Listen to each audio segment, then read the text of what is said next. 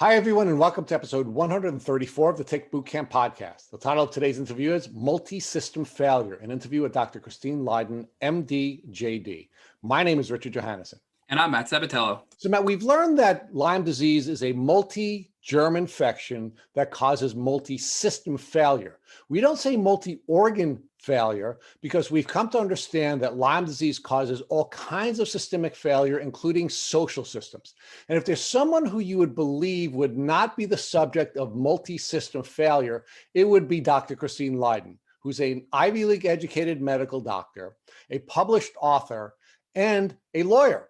Yet, her Lyme disease has caused her to suffer failures in the medical system, despite her being a doctor, and failures in the legal system, despite her being a lawyer, to the point where she has lost custody of her 11-year-old son. Rich, what I find most surprising about Dr. Lydon's Lyme story is the fact that it took her years to get a proper Lyme disease diagnosis.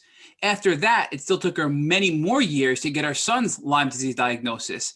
After trying to treat her son's chronic Lyme disease, Child Protective Services came in and took her son away and put him in foster care. Thanks to the help of disulfiram, she's now fighting to regain custody of her son. So, Matt, we do have to issue a trigger warning to our folks in the Lyme community. The system failure that we're going to hear about if you listen to this podcast episode is really horrific. Unfortunately, this 11-year-old child is now in foster care. And while in foster care, he has been psychologically and physically abused. And the physical abuse has caused him to lose a finger. Hey, Christina, welcome to the podcast. Thank you so much for having me. We're really blessed to have you. And Christine, can you share with our listeners where you live? I currently live in a little town called Rossland in British Columbia, Canada. And Christine, are you currently well enough to work? Oh, no. And Christine, can you tell us about what type of work you did perform prior to suffering the Lyme disease that's caused you now to be unable to work? Oh, that's a big question. I wore a lot of hats. I initially went to and graduated from medical school and began a surgical residency and decided that I just didn't want to stay. I just didn't want to do it. There were a lot of reasons that I decided to leave medicine. I think the main one was that I just couldn't reconcile the fact that, I was killing myself to become a healer, and it was destroying my health. And when I first left, I had it in mind that I would eventually return in a different capacity, as maybe a non-surgical field. But during the year off, I became so involved with fitness and health and entertainment in that portion of the entertainment industry and I was having such a great time doing it, that I just never quite made it back to medicine. I was able to leverage my medical degree, and it opened a lot of doors in terms of writing and writing for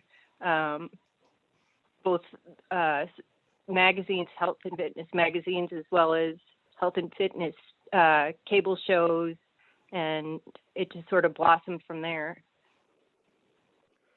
So, Christine, and then after. I'm sorry. So you're a medical doctor. You're a writer. You had a career in media, and can you talk to us about your experience as a lawyer? Oh, well, I moved to British Columbia. I actually went to visit British Columbia, and I loved Whistler so much. I just never quite left. And I became a landed immigrant in Canada, and continued to do work with in the entertainment industry and writing, and as a spokesperson for various fitness products. And then I became, and then the financial crisis hit in 2008, and a lot of the magazines I was writing for went out of business. I'd just come out with a book, and it was doing well, but it was not going to be the sort of income that I could rely on forever. And I had, in the interim, I'd become pregnant, so I decided to switch gears and go to law school. So that's where I headed next. Let's talk about your educational background and I guess more importantly, where you grew up. I understand you were a citizen of the US and then you ultimately became a citizen in Canada. So talk to us about your life as a citizen in the US prior to going to college. Oh, sure. I grew up in upstate New York, near Rochester, in a rural area. The closest town from where I lived was called Honeoye Falls.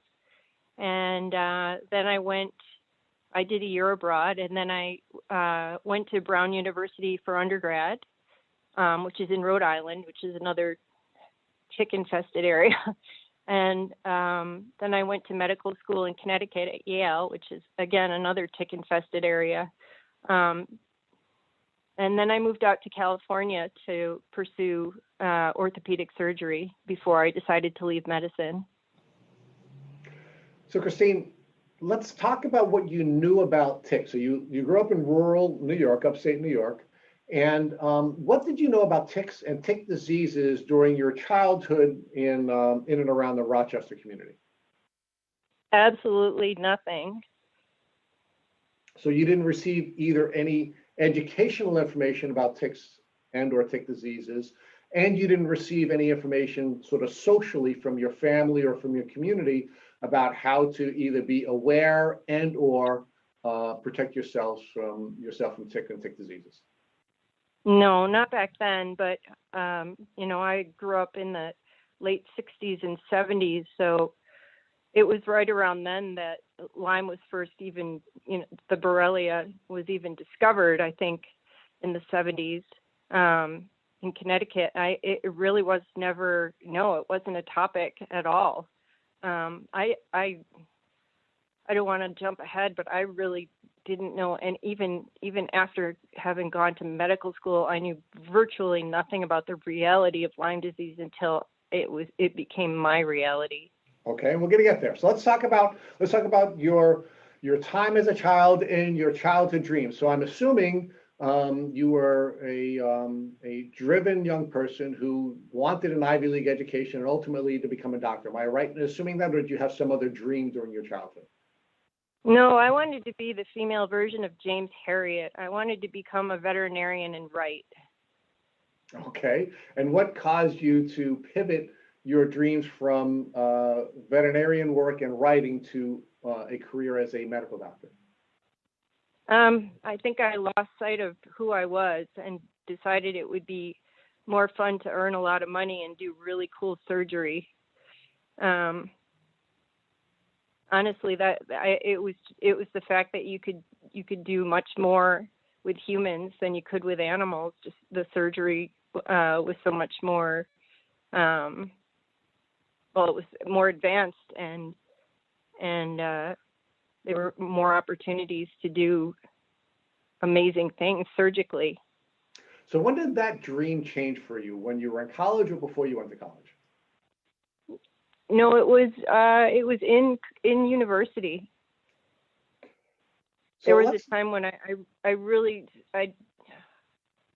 didn't really know.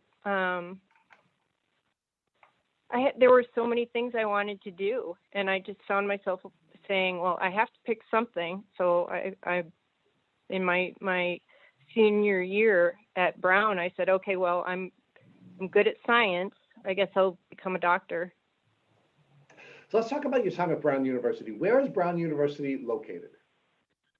It's in Providence, Rhode Island.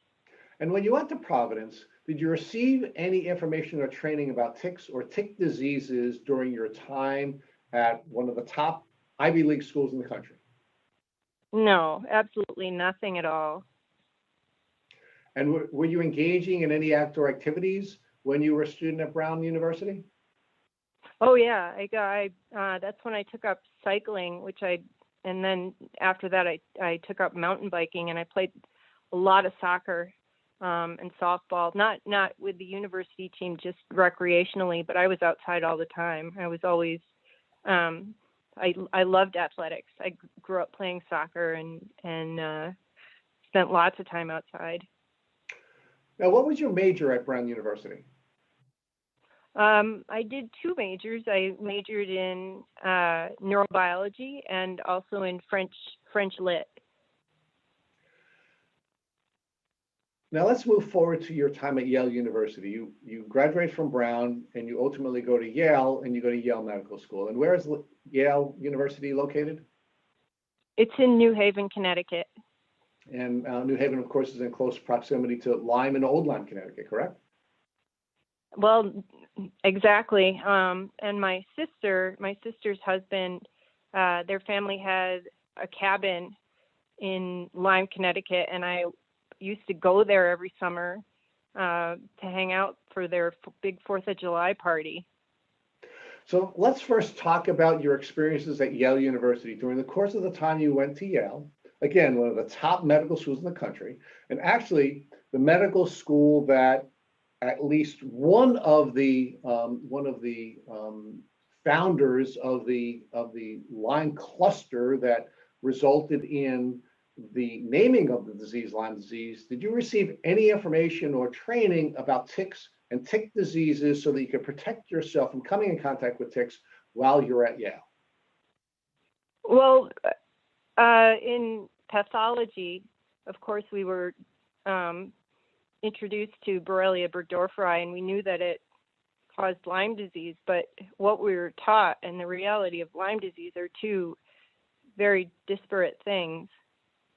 So talk to us about what you were taught first, because we certainly want to explore with you how that was different, but we'd like to talk to you about that after we talk about your personal experience with Lyme. But talk to us about what you learned while you were a student at Yale University. Well, again, I was my whole experience as a medical student, I was gearing up to be a surgeon. So the truly medicine aspect of things to me was, just something I had to do to get through it. It wasn't something I was super interested in. So I can't speak to the people who who actually went into medicine and did a lot of medicine rotations. I was concentrating on surgical rotations. But just as before we started doing our clinical work, we the pathology of Lyme disease was basically what the mainstream is today, where you've got this establishment that says you're 2 weeks of antibiotics and you're cured, and there's no mention of it causing any sort of long-term effects, or even I don't recall exactly, but I know that I never was exposed to the notion that it could become a chronic illness that could destroy your life. So let's talk about what you were taught from a diagnostic standpoint. Were you taught as a student at one of the top medical schools in the world how to properly diagnose Lyme disease? I can't honestly say I recall exactly what I was taught. What I recall really is just the rash was the pathognomonic thing that that would indicate that a person had Lyme disease. And what about the treatment for Lyme disease? You did mention that you were taught that a short course of antibiotics would be all that would be necessary if someone were to suffer from Lyme disease. Did you receive, as you recall, any other information about how to treat Lyme disease while you were at Yale University? I honestly can't recall, but my suspicion is that no. I think the full extent of what I took away with me was an index card identify with the name of the bacteria, the genus and the species, and the word Lyme disease, and 3 or 4 symptoms, and the fact that whatever doxycycline or whatever would get rid of it after a couple weeks. Now let's talk about your social experience. You said that you had a family member that had a house in Lyme, Connecticut. How much time did you spend there, and what information did you have to protect yourself from coming in contact with ticks and Lyme disease? I would spend several days there, probably 2 or 3 summers in a row while I was in medical school. And the thing is, when you don't, if you're going into an area that's laden with ticks and you think that Lyme is a self-limited illness that's cured with 2 weeks of antibiotics, you're not going to be all that careful. So let's talk about what you know, you were. But Christine, I want to know not about what you would generally be or what a person would generally be. I'd like to know what you were doing. Was there anything about what you knew about ticks or Lyme disease that was causing you to be particularly cautious about coming in contact with ticks or Lyme disease? no, not at all. I remember running through the forest barefoot in a bathing suit. And you were engaging in that kind of risky behavior because you didn't think it was risky, right? Based on the information that you had from both your Ivy League college and medical training, that you didn't think running through the woods would be a risky behavior. No, not back then. I hope things are a little different now, but no, certainly not back then in the 80s and 90s. No. So let's talk about you physically. I understand that you were a sponsored athlete. Let's talk about your life as an athlete, both from your childhood all the way up through the time you moved to Canada. Oh, I was always super athletic. I was never a super gifted athlete, but I loved sports and I spent all my free time engaging in them. I played softball and I played a lot of soccer. I started playing ice hockey in college. Again, not at the varsity, not with the Brown University team, but just as an intramural activity. And I ended up, it became part of my life. I played hockey for years after that, and I actually got decent at it eventually. Name a sport, I was into it. And you ultimately became a fitness or a health coach, and ultimately you wrote a great deal about health and fitness. So were you a very healthy person prior to the onset of your Lyme symptoms? Oh, I was, I think, the epitome of good health, and I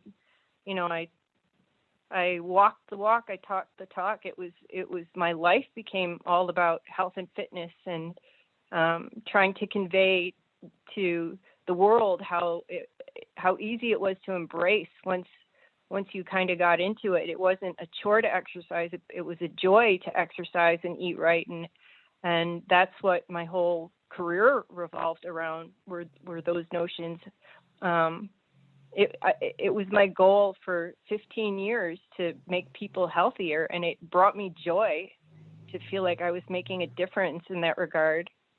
Now, Christine, this is an audio podcast, so we're not going to be able to show photos, but we have seen photos of you at the time that you were working in that area, and you were the epitome of fitness. I mean, you were very, very heavily muscled. So can you describe what your physical appearance was like prior to the onset of your tick disease symptoms? Oh, yeah, I was a muscular bikini model. I did calendar work and clothing, modeling. I was a physique model. I was in all the fitness magazines. I looked good back then. So now let's talk about your family and some of the changes that occurred in your family life as you turned, I guess it was 42. How many children do you have? I just have my one boy. And how old were you when your son was born? I was 42. And what was the experience like of having a child later in life? Well, I had never planned to have kids, so it was terrifying. I found myself in a situation where I had to do it by myself. And I was probably the scaredest I've ever been in my life. And it wasn't something I'd ever seen myself doing, but I as soon as I became pregnant, it became all about him. Okay, so the universe had a different plan for Christine than Christine had for herself, and ultimately you became the mother of a boy. Yes. And how did that experience change you? How did everything change for you after the birth of your son? Oh, it changed me completely. My whole focus shifted from wanting to make everyone healthy to wanting to save the planet, because all of a sudden I had a reason to want things. I had a reason that the planet needed to survive beyond my lifetime, and everything shifted. When I decided to go to law school, my plan was to become an environmental lawyer and to fight the good fight. So it's very interesting, at least from my perspective, that you went from wanting to fix people who were physically or medically hurt or injured or sick, to then wanting to help people to remain healthy and avoid getting sick, to now pivoting your dreams to a place where you now wanted to heal the whole planet and not just help people to avoid illness. Yeah, you put it very well. So, Christine, how did all of your dreams now, which pivoted from the individual to now the global, begin to change when you started to have the symptoms of what you now know to be Lyme disease? Well, it went from I had goals for myself that were, I identified very heavily my whole life with my career aspirations. It was, my identity, tied very closely to what I was doing for work throughout my whole life. And then when I started getting sick, it was just purely a matter of surviving so that I could provide for my son. It was no longer, I wanted to be, a great lawyer, an accomplished athlete. I just wanted not to die and be able to work. So, Christine, let's talk about how the symptoms began. When did the first symptoms of what you now know to be Lyme disease begin to present in you? Well, it's taken a lot of, looking in hindsight, but my son and I, shortly after we moved to New Brunswick for my law school, we both came down with a horrible flu. It was May, and his fevers were 104, mine were 102, and it was just the worst flu you can imagine. We were vomiting and headaches, and I couldn't get up off the floor. I had just moved there. I didn't know anyone. I was thinking, do I need to call the emergency room and have us taken to the hospital? But, we weathered it, and we were sick for 5 days, and then we seemed to kind of crawl back to our usual, and we were okay for 9 days, and then the exact same thing happened again, and it happened 3 times, this recurring horrific high fever with a flu. And then after, now I'm 6 weeks into this thing, and I'm spending all my spare time online. I'm trying to figure out what the hell causes a recurring fever in New Brunswick, and there was nothing. I couldn't find anything. I was clueless. So, Christine, let's pause there for a second. Let's pause there for 1 second. How old were you and how old were your son when you moved to New Brunswick and you began to experience these flu-like symptoms? I was 42, and my son was 7 months old. And when the flu happened, he was 9 months old. Okay. So you were 42 and he was 9 months old, and you're both exhibiting the same exact symptoms of this reoccurring flu. Not only the same exact symptoms, but on the same exact days. So in hindsight, I'm wondering, I was breastfeeding at the time. Did I give it to him in breast milk? Did I feel his fate by nursing my son? Well, let's explore that, Christine, a little bit. I mean, there are a number of different possibilities here, and I'm really fascinated as somebody who is an Ivy League trained medical doctor, what the different options are that you explored after you ultimately had your diagnosis. So let's talk about that for a minute. So there is the possibility that the two of you were bitten by ticks at the same time. Do you believe that at that time, when you moved to that area of Canada, that it's possible that each of you was bitten by either the same tick or separate ticks, resulting in both of you suffering Lyme disease? I think that's definitely a possibility. Like I've, you spin this in your head so many times trying to figure out exactly what happened. When exactly was I infected? I never saw a tick during that period. But I was a single woman. If you don't have someone looking at your back, it's pretty easy to miss a tiny little tick, or in your hairline. The thing is, the flu was day for day identical. So I feel like I must have given it to him in the breast milk. Or, because but Christine, isn't it possible? And we can talk about the identity of time of the symptoms, but let's explore it. So one of the possibilities is that both of you were bitten by ticks, or a common tick, and both of you could have contracted Lyme disease that way. But there is another possibility. Another possibility is that you could have contracted Lyme disease before you became pregnant, and in utero you could have passed that on to your child. Do you think that's a possibility? I've absolutely wondered about that as well. Yes, of course. And I've thought to myself, maybe I was exposed to it during all the years that I was romping around barefoot in the forests of Connecticut and Rhode Island and New York. But my immune system was able to keep it under the radar until the stress of moving out there and contracting this flu and maybe having a second bite. I don't think I'll ever know exactly. Right, and let's not talk about the reinfection element either. Now let's talk about the possibility of the breast milk. So you think there are one of three ways your son could have contracted the Lyme disease. One way he could have contracted Lyme is that both of you were bitten by a tick when you moved to Canada.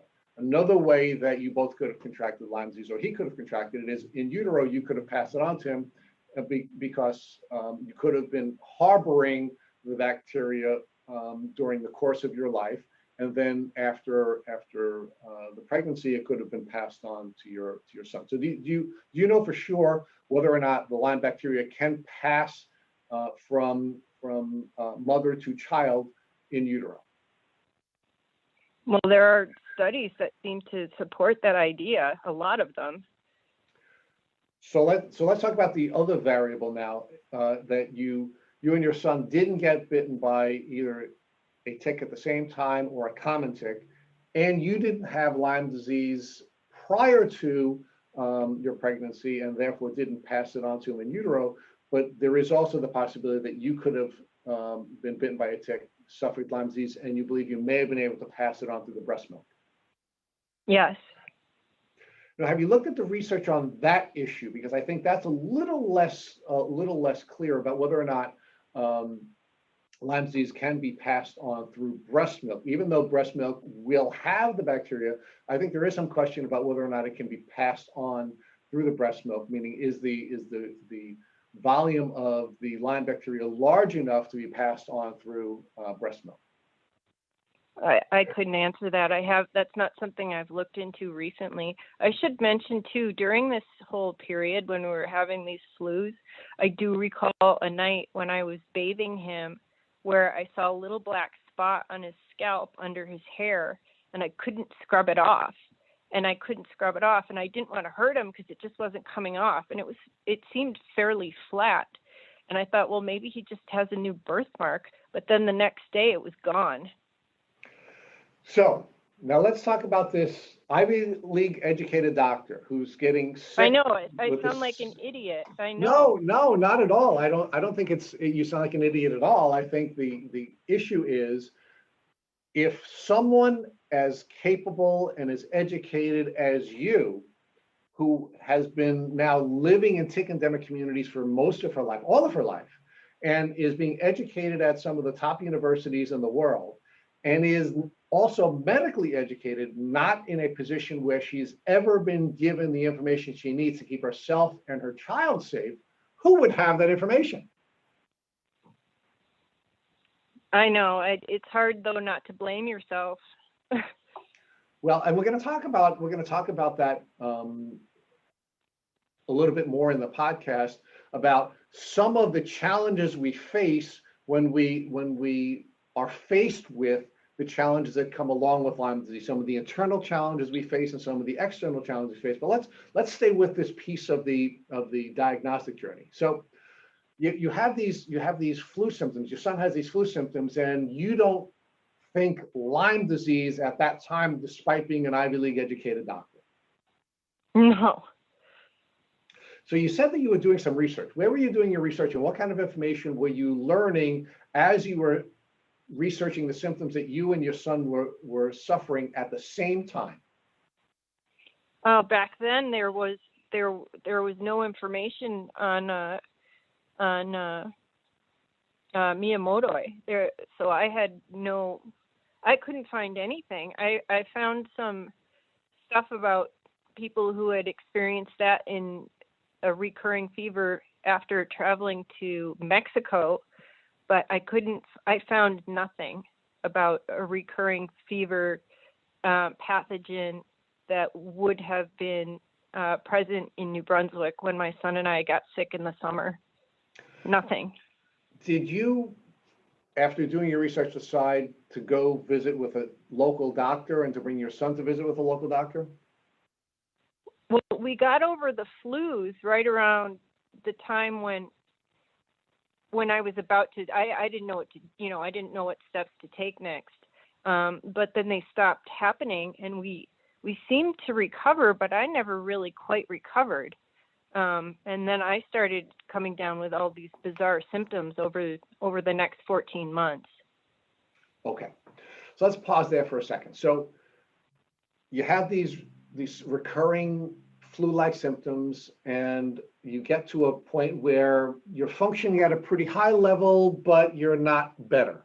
Let's talk about your son. How is he doing after these sort of 3 different bouts with the flu?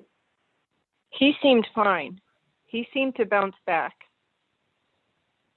So he was just now a regular, normal, what you could tell, 9, 10-month-old baby, and you're now beginning to still feel symptoms. Talk about the symptoms that you were feeling and how it was impacting your capacity to parent your child.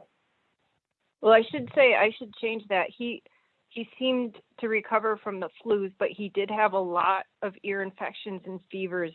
But he had started a daycare, and kids, they just get sick every 5 minutes when they're first exposed to a big group of other kids. With respect to the symptoms I had that summer, I had a horrible pain in my neck and a nervy pain radiating down my shoulders where I couldn't. It was awful. I couldn't sit in a stool. It was so painful. It took my breath away. And I went to Canada is very different than the States. If you get sick in Canada, you have to take you have to take a number and wait in line. You don't get to just go to a doctor if you don't have one. You have to present to like a walk-in clinic, and you'll be there. I remember because my neck hurts so badly, and I've got this, 9-month-old son, and I remember going to this clinic, and there were, 60 or 70 people there waiting in line to see a doctor. And I finally got, and I don't feel that great, and my neck is killing me, and I've got this little boy who's, doesn't want to be held for 4 or 5 hours. I finally get in to see someone, and I think that I was after pain medication. I wasn't. I thought actually that the neck thing was from a hockey injury I'd sustained a couple of years prior to that. And at any rate, I can't remember what he even did for me. I think he referred me to occupational therapy. That was his solution. And he didn't even do the referral properly because I was never contacted again. And that neck pain, it did subside to the point where I was able to function, but it never went away. So Christine, there are a couple more things I want to explore with you before I turn you over to Matt, who's going to ask you about your diagnostic journey. But let's talk about where you were in your professional life at that time. You were in law school at that time, or had you graduated from law school by then? No, it was the summer before law school started, and I was actually working for a company, another supplement company, doing some writing for them. So I was working about half time over that summer and taking care of my son full time. Okay, so as your symptoms were developing in this early stage of your Lyme journey, how were your symptoms interfering with your capacity to parent your son? Meaning, was it interfering with your ability to be the mother you wanted to be? I was very tired and emotionally worn very thin. But at that point, physically, the only problem I had was the neck. And it did subside to the point where I could do just about everything that I had done before. I wasn't quite right, though. I thought it was just this, I was under a lot of stress. I had just driven 4,000 miles with a dog and an 8-month-old baby while I was nursing, pulling a big trailer and by myself, and moved into this little house where we had tenants downstairs, and the tenants were not very good. They turned out to be the guy turned out to be a drug addict. Anyway, that's a whole other story. There were a lot of stressors on me. I was working very hard. I was to get the last bit of money I could earn before I started law school, and I was I was about to embark on a journey of law school with a baby, and I didn't know anyone, and where we were living, the closest daycare that I could get him into was across a bridge. So I was looking at spending, I start law school in September, and law school is not easy. And I had very little spare time, and I was stuck in traffic 2 hours a day just to get him to and from daycare. So there were I was under a lot of stress, and I kind of wrote off stuff, in the beginning as just stress. So let's talk about stress and the impact that stress has on immune function. As a Yale-educated medical doctor, what do you believe the impact that stress has on the performance of your immune system generally? Well, I don't remember the cascades well enough to go into it, and I don't even know if anybody understands it fully, but it's pretty well established that stress compromises your immune system. And I think that's probably an adaptive feature where, if you think of us living in a group situation where we would have evolved, in maybe a group of 100 or 150 people, if there's someone who's so stressed out that they are having difficulty functioning, it kind of makes sense to take the stress off the group by letting them die, if that makes sense. It makes perfect sense. So let's talk about your law school experience and what impact your developing symptoms had on your experience in law school. Again, in the first semester, I was so exhausted, and I just, was chalky, and I couldn't sleep. That was one of the very, very early symptoms, was I could not sleep. It really interfered with my sleep, but of course I'm blaming it on stress. I'm not thinking that there's anything underlying it, anything physical underlying it. But I remember being so exhausted and so fuzzy, my brain wasn't working right.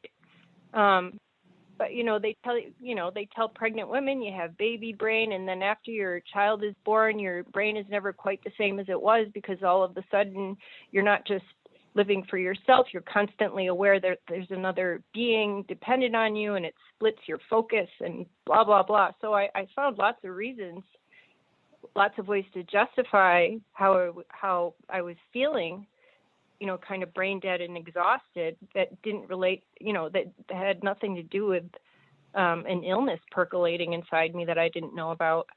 I do remember first semester, I started getting really bad acid reflux, which I'd never had before. And again, I'm writing it off as stress. But I remember my midterm exam for, I'm blanking, I'm sorry. What exam was it? Help me, what are the first year courses? Well, it could have been Contracts. So I'm taking my contracts exam, and I was sitting on the bench outside the room before we went in, and I was so exhausted I couldn't see straight, and I didn't know how I was going to get through this exam. I thought I didn't know what was wrong, but there was something very wrong with me at that point. So, Christine, one of the things that I've observed in interviewing folks during our past podcast interviews is there seems to be this sort of stress loop where you go through a stressful experience, your immune system is suppressed, you get sick, and you start to suffer from fatigue. The fatigue then causes you to feel more stress, which seems to further suppress your immune system, and then you get sicker and more, and you sort of get into this loop where you're just getting sicker and sicker and sicker, where the stress is causing more fatigue and the fatigue is causing more stress, and you ultimately come to a crash. Yep, that's it. You've captured it. So, and Matt is going to start asking some questions more about the development. I just want to talk to you more about now any social issues that developed for you as a consequence of you developing symptoms. You said you were seemingly managing well to and taking care of your son. You were getting through law school. Were there any social challenges that you were facing as a consequence of these developing symptoms? Meaning, were you having any challenges with professors, any challenges with colleagues where you were sort of not performing at a very high level and they were causing you additional stress because they either were critical of your medical challenges or they weren't believing your medical challenges? I became very close to a couple of professors, and I know that people were pretty kind to me. Not at least the professors were kind to me. The dean was kind to me, and I was very upfront when things started going off the rails, and I said, look, I think I'm just so stressed out because I'm a single mom, and I'm having trouble having enough time to manage things. And I think that honestly the students were more critical of me than the professors were, and maybe it was just because I was an older student and they and I don't know, I wasn't the typical law student at all. I had very different politics and very different ideas about how things should go than the typical maritime law student who, most of these kids came from a lot of money, and it was a very patriarchal, old school kind of system. And I was very vocal about, I'm an American. I was very vocal with, about my opinions, and I was outspoken in class. And I think I did have some very good friends amongst the students, but I think most of them thought I was weird. Christine, let's go back to the time you were taking your contracts exam and you started developing these worsening symptoms. How did your symptoms continue to worsen from there?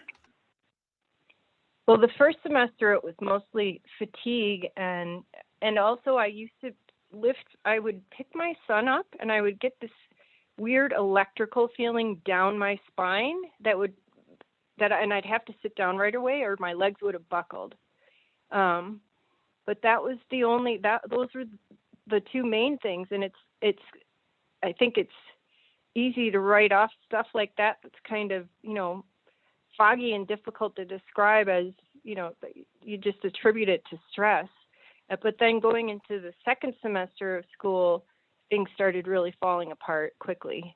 I would have to go, my stomach was so messed up and I was so nauseated. I would bring a 2-liter bottle of club soda with me to school every day, and I would sit there at, listening to the lectures with that bottle of club soda and a bottle of Tums on my desk, and I would eat Tums and drink the bottle of club soda so I would burp and try to relieve this feeling that I was choking to, like, it felt like someone was choking me all the time. It's a symptom called globus, where you just feel like someone is strangling you, like someone is pushing on your throat all the time, and it's horrific. I also another thing that happened in the beginning is whenever I would look down, my neck would flex forward, I would get this, I don't know how to describe it except, this is great medical terminology from a Yale graduate. I called them brain zingers. It felt like electricity was traveling up into my brain and zapping me. It was the weirdest thing. And when that happened, it would feel like I would get a touch of vertigo where everything, it felt like everything was moving around me, or that I was falling forward, but I really wasn't. And then from there, I developed this horrible tremor and massive headaches. And I remember going to the cafeteria to have a muffin between classes for my lunch, and I couldn't count the change out. I couldn't do the calculation of 65 cents or $1.25 or whatever the muffin was. I'd look at the change in my hands, and my hands would be shaking, and I'd be trying to count it out. And then the cashier would just take over and take the money because I looked like a drug addict, and I couldn't count my change. It got to the point where I couldn't understand anything I was reading. So I would take these copious notes during class, and then I would, copy them over and type them over so that they would somehow make it into my head, because I couldn't understand the books anymore. I couldn't make sense of them. I'm trying to remember what else happened. It was one thing after another, none of it seemed related. It was all so weird. So, Christina, at what point did you realize there was something seriously going on with you physically and understand that it wasn't just stress causing your symptoms? It was probably by January of that semester. So it would have been if I contracted Lyme during the period when I had the recurring fevers, this would have been 8 months later, where things were really going quickly downhill, where I just felt so sick all the time, and I didn't know why. And I started making the rounds. I had the university health system, which at least enabled me to get in to see a doctor who would then make referrals. And I probably I'd have to get my notes out and count, but I went to 8 or 9 different specialists because I was having, I had numbness in my hand, I had dermatomes. Dermatomes are strips of skin that relate back to a single nerve root coming out of your spine. And I had various dermatomes that were numb in my feet and on my hands. My balance was really off. My eyes felt like they were jiggling. I couldn't hear. I actually went basically deaf for an entire weekend. I was having all kinds of ear infections. It just, none of it connected in my mind. I couldn't find, I'm trying to figure out what on earth could be causing all of these symptoms, and I couldn't come up with anything. So, Christine, as a fellow Lyme patient, I'm just hearing your story and getting more and more angry that you were failed by so many doctors. And I know that everybody listening is going to share that feeling because we've all been there. But at what point did your doctors refer you to somebody who brought up Lyme disease as a potential source of all these symptoms that you were experiencing? Oh, they didn't. None of them did. They thought I should see a psychiatrist. They referred me to a psychiatrist. The doctors, the specialists I saw either said, I can't help you, I don't know what's wrong with you. Or they said, you're a hysterical woman, basically. You're a new... They told me, I had the physiatrist tell me I had postpartum depression. And I'm like, I'm not depressed. I'm frantically trying to figure out what the hell is wrong with me because I feel like I'm dying and I have a little boy. They never came up with anything. It was my brother who first suggested to me, have you had a Lyme test? Because I have these two friends who went through something very similar, and it sounds like you might have Lyme disease. And I went online, and the first things I read were, the stuff that was being punted around by the mainstream. And I thought, nah, I don't have Lyme. It goes away in 2 weeks. Even if you don't, it goes away. And I've had lots of antibiotics with the ear infections. It would have cured it by now. But then I started digging deeper and realized that there was a whole other nefarious side of Lyme, the truth, the reality of Lyme that is not the mainstream, which, as someone who went to medical school, I'm very skeptical about things. Well, I'm not anymore, but I was very skeptical about things which sounded, conspiracy-like. I know that sounds really stupid. Not at all, Christine. And this is just totally outrageous and unacceptable. But before we get into your brother bringing up Lyme disease and you getting past the mainstream media's viewpoint of what Lyme really is, do you think that your misdiagnoses of postpartum depression and being a hypochondriac were related to you being a female, a new mom, and unfortunately your diagnosis was prolonged because you were a mother and a female? Absolutely, 100%.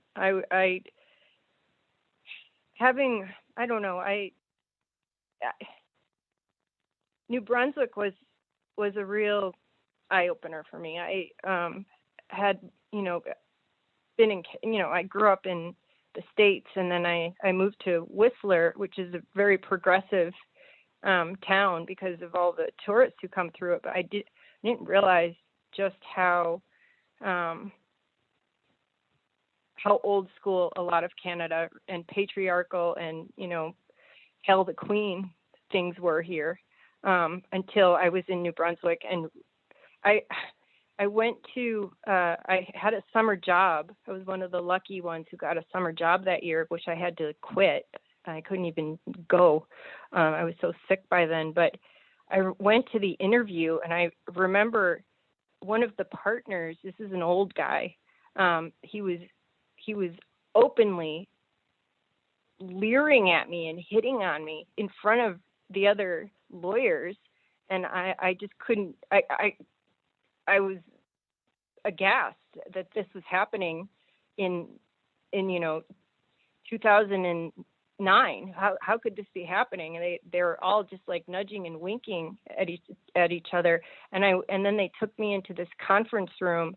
And they had one female lawyer there who was an associate, but they took me into this room for the interview process. And it was like this, how you would expect like a gentleman's club. The walls were covered with, hunting paintings, and it smelled like cigar smoke.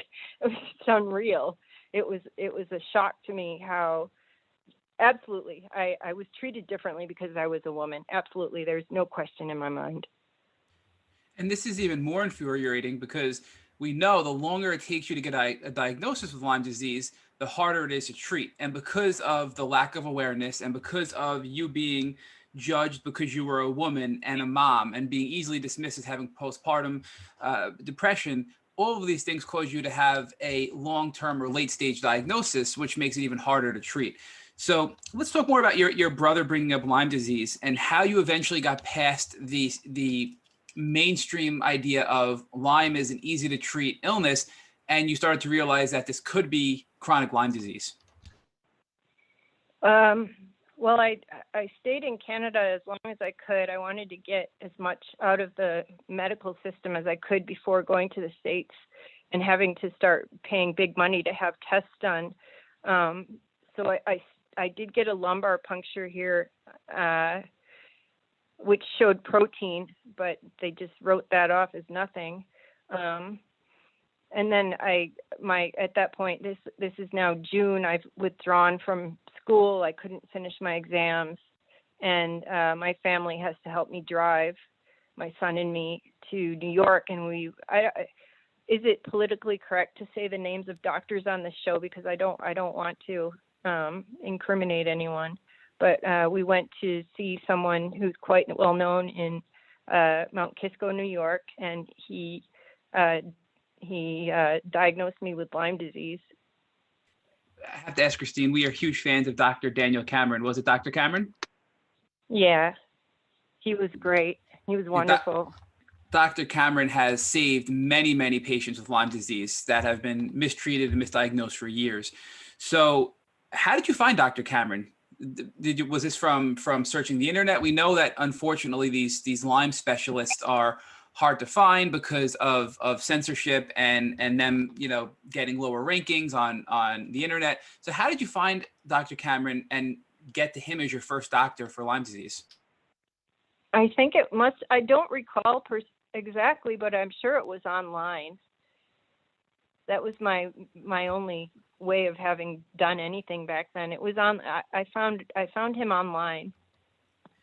And at this point, you still didn't know that you had Lyme disease. You just suspected you may have chronic Lyme disease.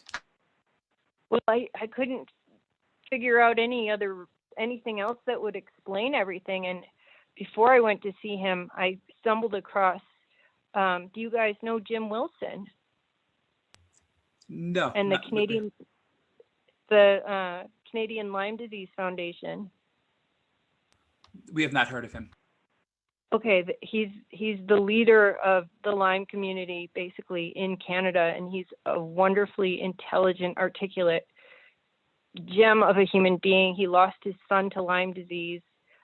He and his daughter have Lyme disease. He's got an amazing website, probably if not the best website, certainly among the best websites about Lyme disease and the information available on it. And it had a symptom list on it.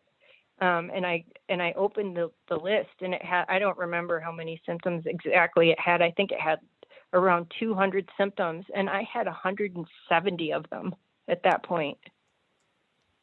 So I had a pretty good idea that it was probably Lyme disease by the time I went to see Dr. Cameron. So, Christine, we have a lot of people reach out to us on a regular basis asking us about Dr. Cameron and what it's like to go see him and if we recommend Dr. Cameron. So can you walk us through, for those who are interested in possibly going and traveling to see Dr. Cameron, what that experience was like for you and if it was worth it from your perspective?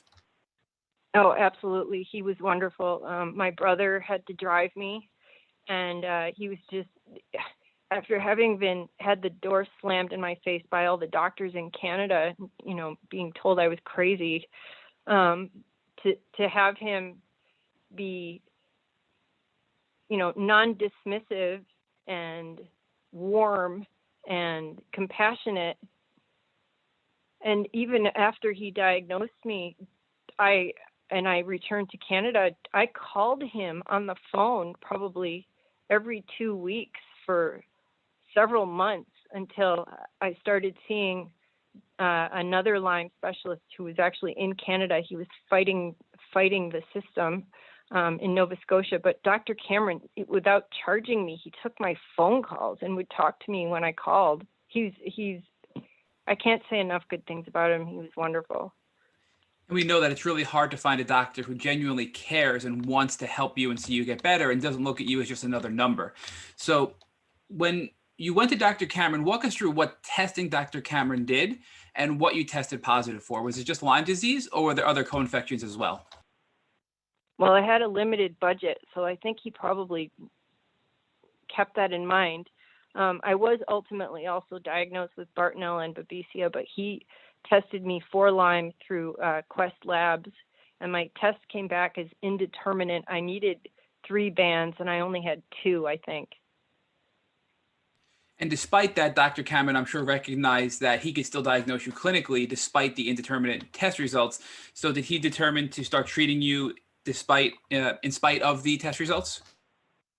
Well, I think that everyone in the Lyme community knows that an indeterminate result is a positive result. Why else would I have had 2 positive bands? So yeah, he did start treating me, and I got a lot sicker. So now, when Dr. Cameron started to treat you, did you go home to Canada first and you started to treat in Canada, or was this still in upstate New York? I stayed with family for about 3 weeks, and I was so sick. I really didn't want to go back to Canada, but it was just logistically impossible for my son and me to stay with anyone there. So I came back to Canada, and my mom, who was in her 80s at the time and had her own health issues, she came back with me to help me. Now, did Dr. Cameron tell you that you're going to feel worse before you feel better? I don't remember. He probably did, but I don't remember. At that point, I'd done enough research and read enough stuff online where I knew to expect I would probably feel worse, I think, before I felt better. So now, Christine, to put this in perspective, is this 2 years after you started getting symptoms that you got diagnosed? 14 months. And at this time now, you got diagnosed by Dr. Cameron. You're 14 months into your symptom journey. How is your son feeling at this time? He was still okay. He was still okay at that point. Things didn't start going downhill for him for a few more months. But he was getting, as I said, he was getting a lot of ear infections and he was getting a lot of fevers. But he was also, at that point, almost 2, and he'd been in daycare for a year. So they all get lots of illnesses when they're first stuck into daycare with all those other kids. So walk us through what the treatment plan was that Dr. Cameron initially put you on. Initially, he put me on Minnow. I think it was 100 milligrams twice a day, and it made me feel horrific. Really awful. I couldn't even, I just am remembering how sick I was. I was just bedridden, basically. It took so much out of me just to even stand. And my son was being taken care of by friends in New Brunswick. Basically, I couldn't, and I was emotionally falling apart because I felt like a failure as a mom because I couldn't even take care of my son, and I felt guilty that it was horrible. It was just awful. About 6 or 8 weeks into those antibiotics, so I did start to turn around a bit. I started to feel a bit better, and I was able to resume law school, but I was really sick as hell. I guess the main thing the antibiotics did was they gave me enough energy to do what I needed to do, even though I was in constant pain from the minute I woke up till when I went to bed at night. So, Christine, did Dr. Cameron put you on anything besides the minocycline to help potentially with herxing and detoxing and boosting your immune system? He didn't, but I was only with him for a couple months. And then I transferred my care. I heard about a guy in Nova Scotia, Dr. Ben Boucher, who was going against the grain, and he was treating. He was already at that point. He'd been a doctor for 32 years, and he was already thinking about retiring. But he said, "You know what? I'm going to treat people with." He felt the tragedy of Lyme disease. It just sickened him. What was happening in Canada? So he you think you have it tough in the States because you have trouble. Try living in Canada with this. It's 1,000 times worse. We're 50 years behind where you're at now in the States. It's really horrible. The situation here is dire, and I'll get into that more when we talk about my son. But Dr. Boucher took our care over because I didn't have an income. I didn't have an income. I was living on the proceeds that my book had done, and that had to get me through law school and pay for all my medical stuff. So we transferred our care to Dr. Boucher, and he did get us started on some herbal, it was just me at that point, on some herbal stuff as well. And he switched my antibiotics up quite a bit. I don't remember exactly what we were doing at the time. He diagnosed me with Bartonella, and he wanted to really hit that. I know I was on rifampin for quite a while. I was just on orals at that point, and under the care of initially Dr. Kant, like from the point that I was diagnosed through the following almost, about a year and a bit, a year and not quite a year and a half, I was actually getting better slowly. And that's about when my son started having problems, and when my health collapsed. The orals got me to a point, and then they just stopped working. So Christine, after the first 6 to 8 weeks of treating with Dr. Cameron and then transferring your care to Dr. Boucher in Canada, you were steadily improving with your health. But it sounds like when your son got sick, maybe about a year or so in, the stress of that just overwhelmed you and you started to decline again. Is that an accurate assessment of what occurred? No, I don't think it was because it was the stress of him starting to have symptoms. I think it just stopped working for me. I think my backsliding started before I started suspecting he was ill. So talk to us more about your son's symptomology and when he first started to get sick. Well, he started getting these weird rashes, and it scared the crap out of me because at that point I'm reliving. I'm thinking, well, at that point I think my theory was that I didn't know when I'd been bitten. But then when he started getting these rashes, I started remembering that flu that we both had 3 times in a row. And I had swept that under the rug because I didn't even want to consider the possibility that he was sick. But he started getting these weird rashes. He would get these lines. They would just appear on him, these lines with little dots through them. And little coin-sized lesions, but that would come up when he was in the bath, and then they would fade away. And I sent pictures of them to Dr. Boucher, and I said, I'm worried about my son. Should I be concerned? He's kind of irritable, and he's getting these weird rashes, and he was of the opinion at that point to just kind of wait and see. Kids go through so many stages when they're, when they're 1 or 2 years old that they get irritable for a little while, but maybe it's because they're teething or because you're, trying to potty train them or whatever. So you tend to not really necessarily attribute irritability to an illness. And I sure as hell didn't want to think he was sick.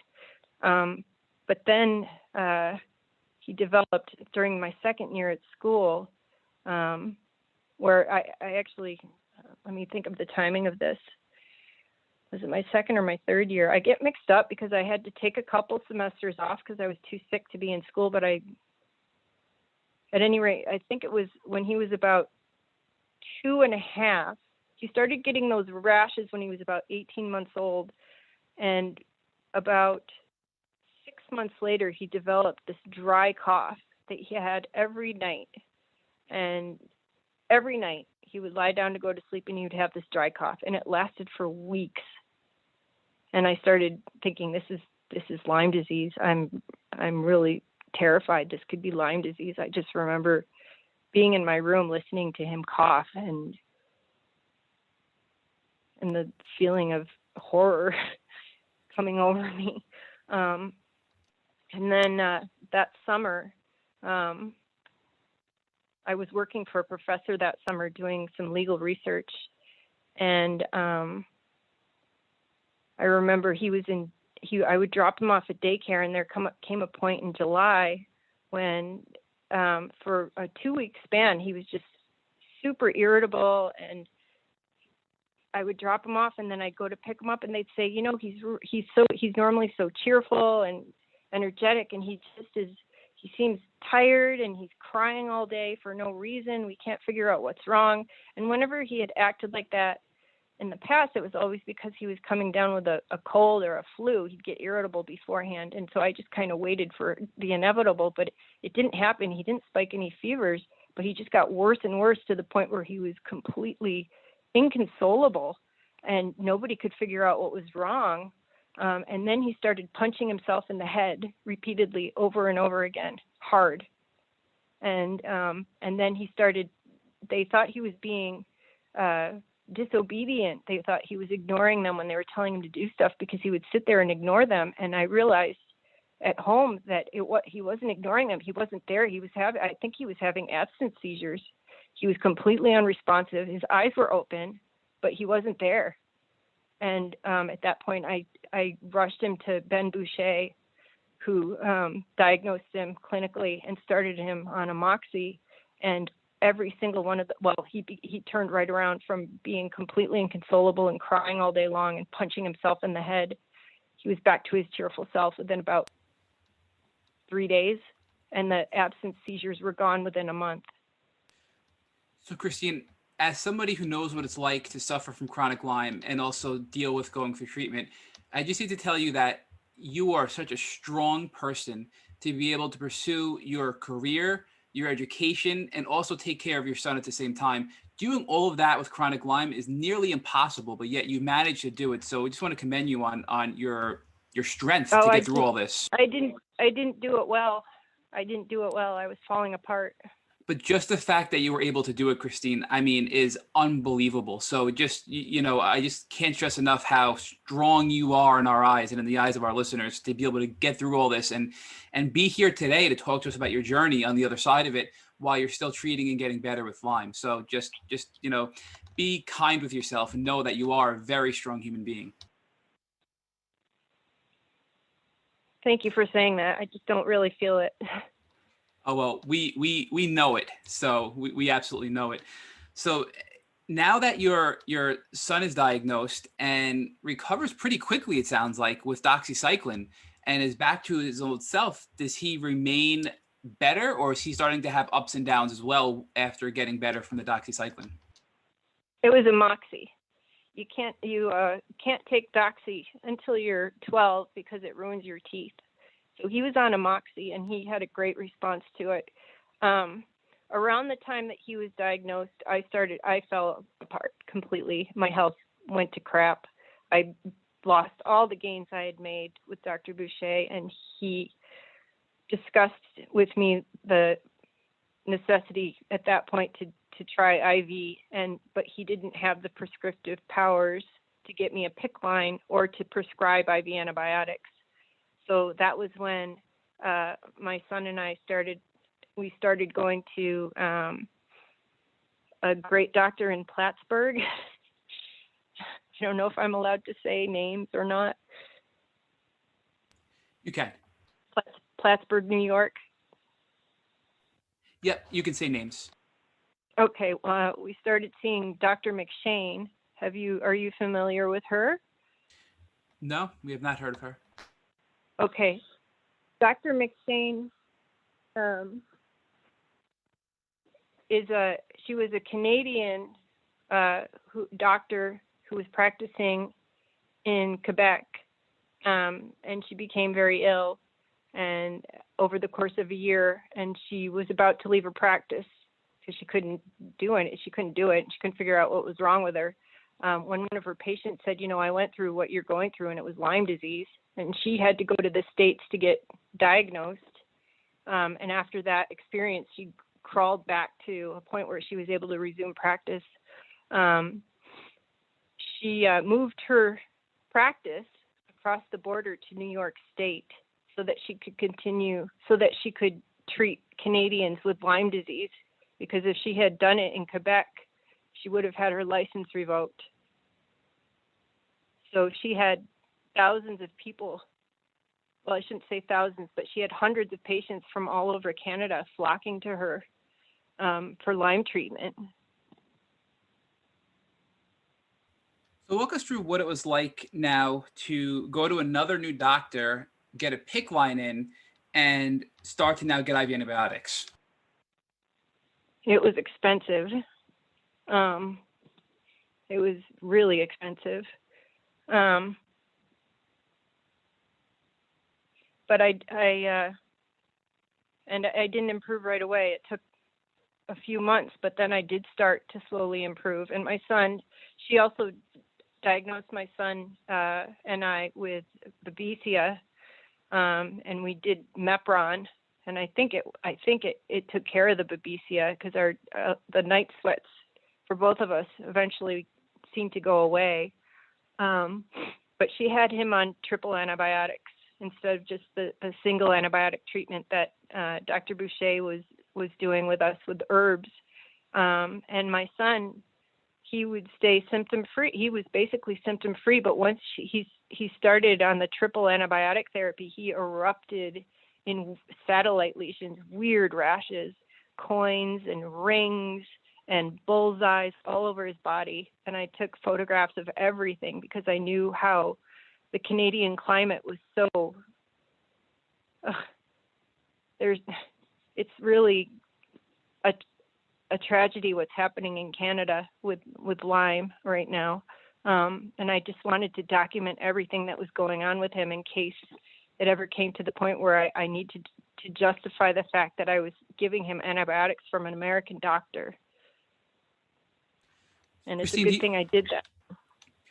Christine, do you think that your son was feeling better from the amoxicillin, and then when he was treated with the Mepron and the other antibiotics now with this new doctor in New York, that it sort of brought everything back out and started to kill it off, and that's why he responded to what he did with all these rashes to sort of detox and purge all of this bacteria from his body? Oh, for sure. I'm sure of it. But he never really hurt. He sailed through everything. That he only had problems when he went off stuff. He seemed like a normal, healthy, energetic kid when he was on the antibiotics. But every time he would go off of stuff, and we were constantly, his doctors were constantly trying to get him off of everything. Everything would just come back. And now, once you were treating with the Mepron and the other antibiotics, was the same situation true where your son started to feel sick again after going off the Mepron and the other combination antibiotics? No, whenever he would go off of stuff, he was on heavy amounts of antibiotics and Mepron for about I'm trying to think now, a little over a year before she took him off stuff and put him on herbals. And he held his ground for about 5 or 6 months, and then, but over that we had moved back to BC by then. I was articling. I was about to start articling. Articling is your first in the States. You would just be called a first year associate. It's or junior associate. But here it's like an extra year of law school almost, but you're getting paid a little bit. Your first year of practice, and we came back to BC. I got a job in Vancouver, and I still had the PICC line in, and I would walk around the office with this huge. I figured out ways to. I didn't have a pump anymore because I had to leave it in New Brunswick, but I figured out ways of dosing myself, just using a giant syringe attached to the end of the PICC line, and I would just like be at work and slowly, every minute or every 2 or 5 minutes, I don't remember, I had worked it out mathematically, I would just give myself another cc or so. So I'd have this huge syringe hanging off my arm for half the day. But I was able to continue giving myself intravenous antibiotics that way. Sorry, I lost track of myself there. What was I talking about with my son? Oh, he started getting really irritable over the summer. And I was wondering, well, we've just moved back. He was 4 by then. We've just moved back, and maybe it's just, the big change, but he just didn't seem quite like himself. And then about 6 months off antibiotics, sure enough, he starts erupting in bullseyes. So he went back on. And from that point on, he would be on antibiotics for 3 or 4 months. This became the pattern. He'd be on antibiotics for 3 or 4 months. He'd try to go off them, and immediately he would start having neurobehavioral symptoms. And if he stayed off for more than a couple months, his knees would really start hurting him. And so he would be off for 3 or 4 months, and then he'd be back on for 3 or 4 months. And it had been like that for, I'm getting ahead of the story, but you know where this story ends. I don't know if you want to ask me more about myself. Yep, so I'm going to interrupt you there, Christine, definitely. So this is something that Rich and I have coined the term the antibiotic loop, because people need antibiotics to feel good, and as soon as they go off, they feel worse, and they get stuck in this cycle. So that's not uncommon, unfortunately, with Lyme disease and other tick-borne diseases. But you mentioned, you were talking about yourself. So you move back, it's a year later, and now your son goes off the antibiotics, and he starts to have some issues again. But let's focus on you, Christine. So at that 1 year mark now, you're on IV antibiotics for a year, and now you're back at work, and you're still injecting yourself with these IV antibiotics while working. So talk to us about that 1 year period of starting the IV antibiotics up until the point of a year later when you're working and injecting yourself with antibiotics at work. Slow improvement, slow, gradual improvement. And again, the antibiotics gave me the energy to do what I needed to do, but I felt like crap. I never felt well. There was not a single minute where I felt well. And Christine, were you taking anything else aside from the IV antibiotics? Were you taking any sort of herbs or supplements as well in addition to the IV? Oh yeah, Dr. McShane had me on a ton of herbs. I don't remember them though. I can't recall exactly what they were, but they were, detox stuff, and it was a lot of detox stuff. So it really sounds like, to summarize where you are now, you're a year into the IV antibiotics, your son just goes off the oral antibiotics, and really everything has been a Band-Aid because your symptoms keep coming back and you keep getting sick every time you stop treatment. So walk us through what happens now. You're a year in. Does anything change, or do you continue on with the IV path for you and the cycle of oral antibiotics on and off for your son? No, he was oral antibiotics on and off, and I never took a break. I was too sick to take a break. I was very, very ill. I was able to do my job, and that's about it. I came home and collapsed every day. I couldn't do anything. And at what point, Christine, did things change? Well, after my articles, I got a job in Whistler, which I'd been trying to get back to since I left for New Brunswick 5 years before then. And I was really excited. So my son and I moved to Whistler so I could start with this great law firm there. And I still had the IV in, but then I think 2 weeks after we moved up there, the PICC line pulled out when I was asleep.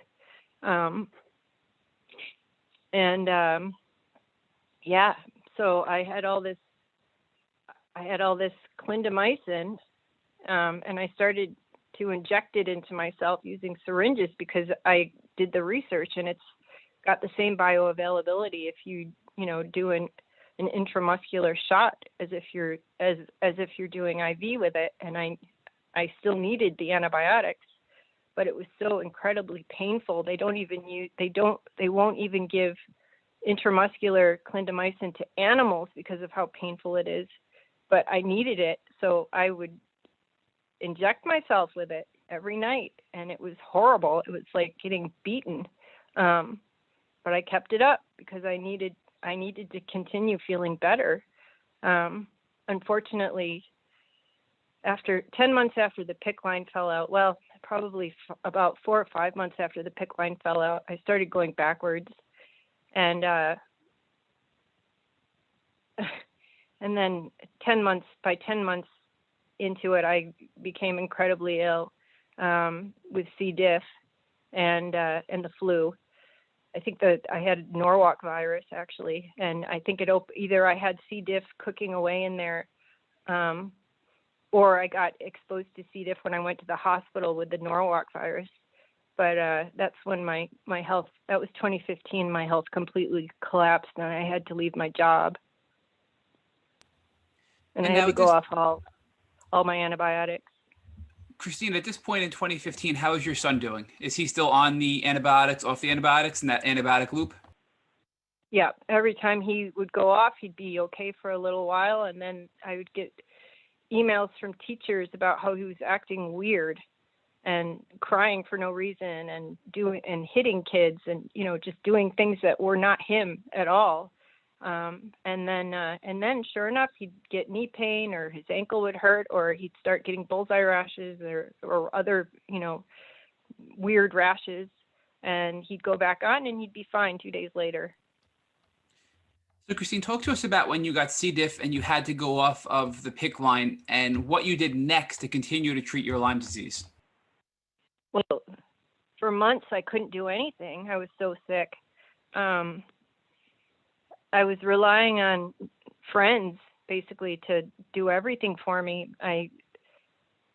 That summer was just awful. I was in and out of the hospital with the C. diff and treating for it with eventually they gave me vancomycin and it seemed to get it under control, but this was 4 months or so. I was just completely had no energy. I was sick as hell.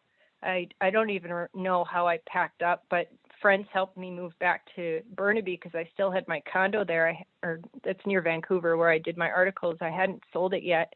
I couldn't stay in Whistler with no job. I didn't know how we were going to make ends meet. I applied for long-term disability. They refused me. We wound up on welfare. I reapplied. Anyway, it was just a year of hell where I was in and out of the hospital with C. diff, and then I got sepsis, and I couldn't get back on. I couldn't restart antibiotics. I was too sick, and I was just going backwards. So now antibiotics aren't an option because you got sepsis and you have C. diff and you're trying to bounce back from all of these things and also combat Lyme. So you mentioned for a few months you did nothing to treat, but at what point were you able to now treat the Lyme again and start to make a positive progress forward? Well, I got sepsis on Christmas, and so I was septic. I went to the emergency room 2 or 3 times, and they sent me home. They said there's nothing wrong with, I'd go in there. I'd say, look, I haven't been able to run a fever since I got Lyme disease, but I'm telling you, I'm spiking fevers. I can feel them, even though they're not fevers. And they ignored me, and I finally convinced someone to do a blood culture, and then they sent me home, and then they called me later that day. It was Christmas, and said, you need to come back because you're septic. So I went back, and they put me on intravenous meropenem, which is apparently a really powerful antibiotic, and I was on it for 3 or 4 weeks. I don't remember exactly. And not only did it kick the sepsis, it started to treat the Lyme, and I started to feel really, really good on it.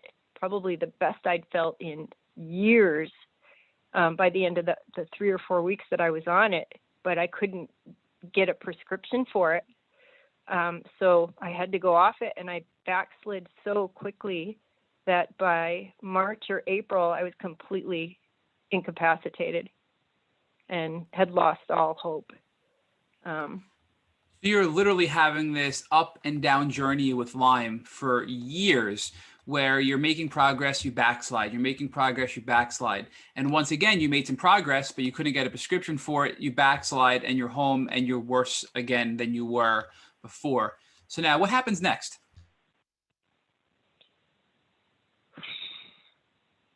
I tried to kill myself.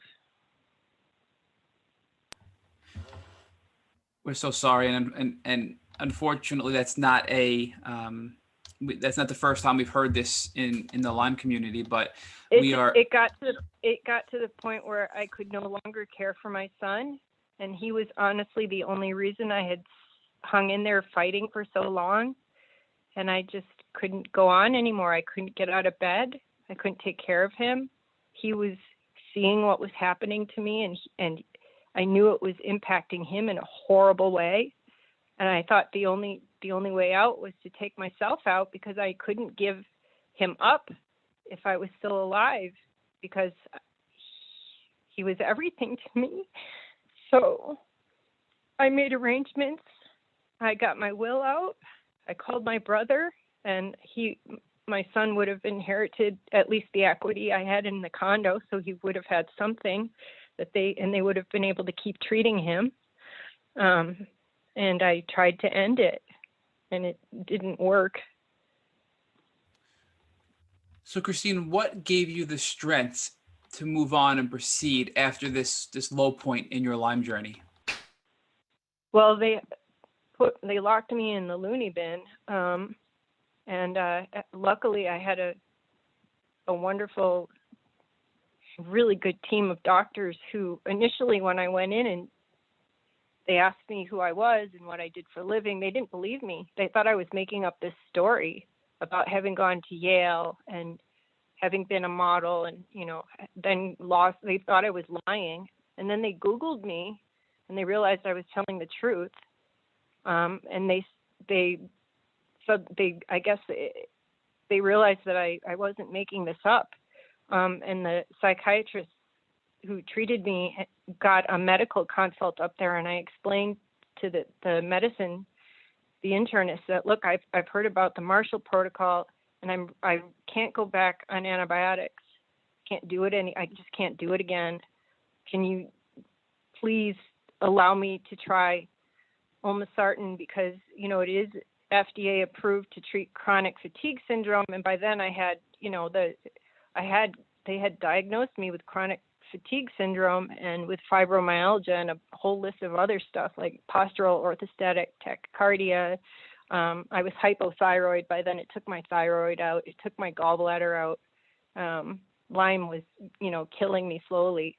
And I convinced this internist to write me a prescription for olmesartan, which gave me just a glimmer of hope that maybe the Marshall Protocol would help, because I knew people I had a couple of close friends in the Lyme community who'd had really good luck with it. So, and it worked, not miraculously, but slowly.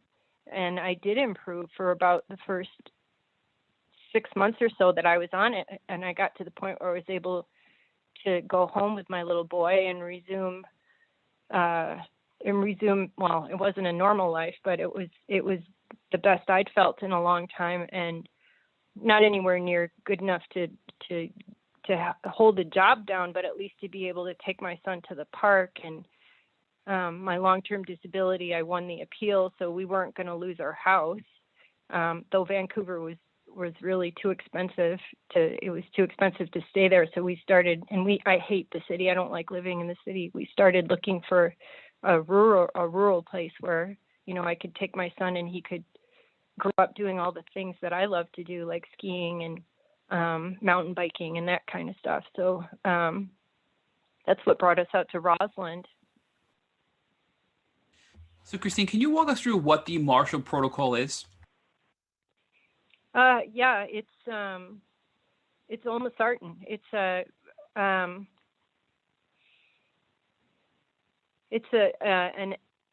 an antihypertensive drug that, for whatever reason, unblocks, and I don't understand this well enough to talk about it. It unblocks vitamin D receptors that have been clogged up by the disease process of Lyme. And I'm too ignorant to really speak to it properly, but it boosts immune function, but you can't get any vitamin D. You have to completely avoid dairy. You have to wear, well, I was so photosensitive at that point, I couldn't go in the sun anyway, but you have to, wear dark sunglasses and cover yourself up all the time. You can't get any vitamin D at all, or it doesn't work properly. And, I can't explain the theory behind it well enough to do it justice. But it did provide me with relief and pretty rapid relief compared to the antibiotics for about 4 to 6 months. And then I plateaued again, at a point where I could basically take care of my son and myself, but not do anything else. So, Christine, when you plateaued, did you stay on the Marshall Protocol, or did you look for something else to pivot to try to continue to heal from Lyme disease? No, I was when we moved to Rossland, I was on the Marshall Protocol, and a lot of people get big relief after 2 or 3 years on it, or even longer. What I've been told by the people I knew in the Lyme community. So I wanted to stick with it, but I really just stopped getting better after about 6 months on it, and I kind of but at least I was functionally at a point where we could live independently, and I could drive to the grocery store once a week and do shopping and get my son to all his activities. But there was nothing left over for myself. It was just, but honestly, it's been all about my son since I got pregnant, and since I got sick, especially. It's been about him, keeping him healthy, keeping him in a position where he's continuing to receive the treatment that he needs. And that was fine with me. Rossland it's a beautiful town, and it's a nice place to live. And it was okay. I was okay with that. I was okay with the fact that I probably was not going to get any better.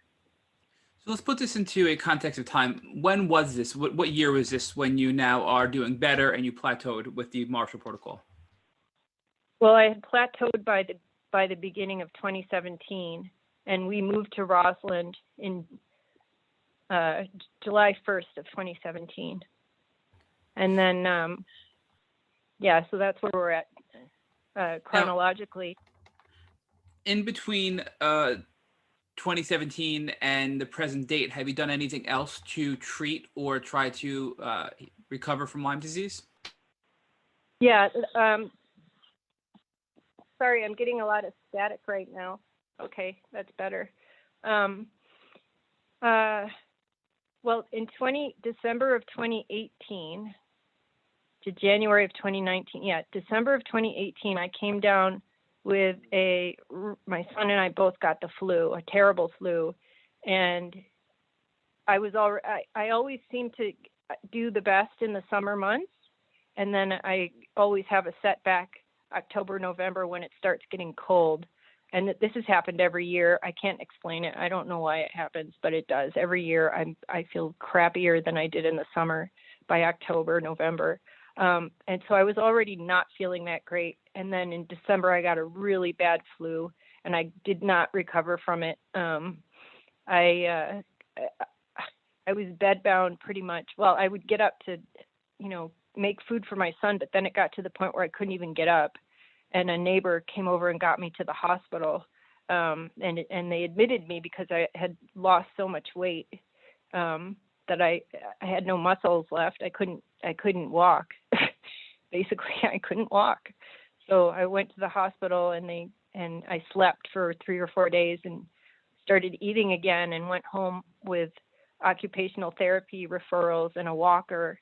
And a referral for a nurse's aide to come, a home health aide to come and help make our food. And that would be January 2018. And I think it was thanks to and I also decided to go off the Marshall Protocol at that point because it just wasn't helping anymore. And then I tried, and then I started on a new protocol. Dapsone was the latest thing at that point. Christine, So real quick, I'm sorry, before we go into the Dapsone part of your journey, how is your son doing during this transition, during the move, and during all of this this stuff leading up to the Dapsone part of your journey? Was he still on antibiotics on and off? Was that still the same trend for your son? Yes, he was still on antibiotics. He'd be on them for 2 to 4 months and off them usually for about 2 months before he started getting behavioral problems, and he would just get super emotional and stopped being able to. He'd have insomnia and he couldn't sleep, and he was tearful and clingy and irritable, and then his knees would hurt. So he would be off them for 2 or 3 months tops, and then he'd have to go back on them. And unfortunately, he would always have to go off them at some point during the school year. And so the school would get a hold of me, and suddenly he'd be a problem child. And what's going on with your son and why is he acting like this? And I'd always meet with the principal before every school he ever went to and explain he has Lyme disease. He's going to be going off antibiotics at some point. I will let you know when that happens. And you have to let me know when if he starts doing strange things or acting weird, because that's a symptom that he needs, that's the Lyme returning and he needs to go back on them. And the schools didn't believe me, apparently. And they would, I guess it's hard when you don't understand the illness and you don't live with the child full time. You start to think he's just being a jerk when he starts acting like that. So, it was always Finn is turning into a bad kid. And I'd be like, well, why didn't you tell me 3 weeks ago when everything started happening? Because this means he needs to go back on his antibiotics. So that was happening with Finn, which was stressful as well, because at least once during the school year, he wasn't himself and he was getting in trouble at school, and kids thought he was weird because this would happen to him.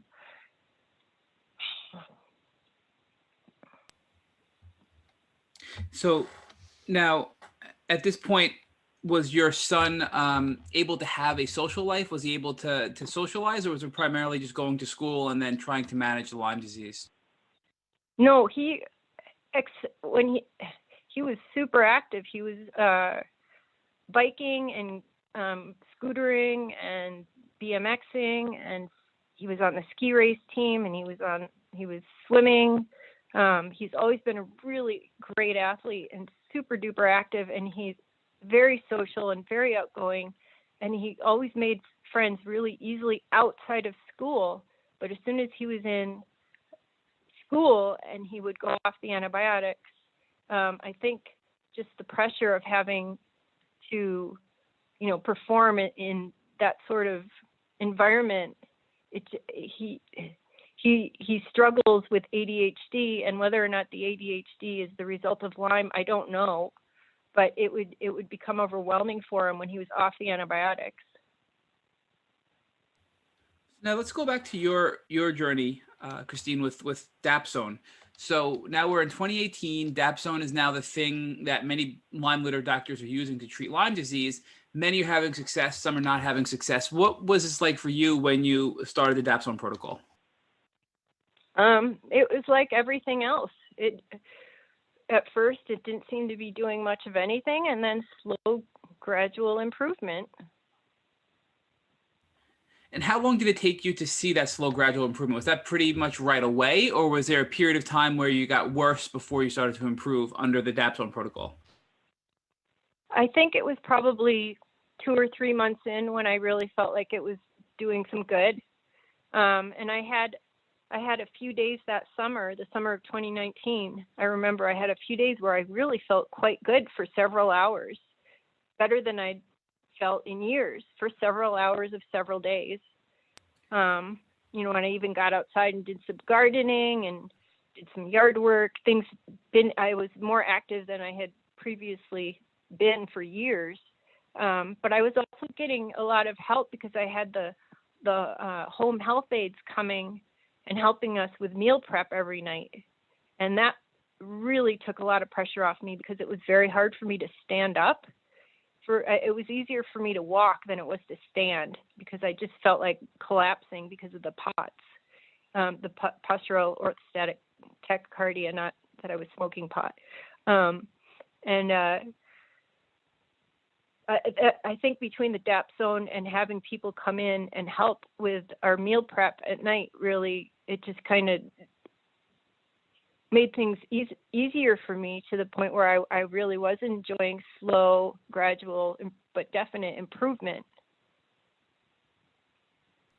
So how long were you on the Dapsone protocol for in total? About a year.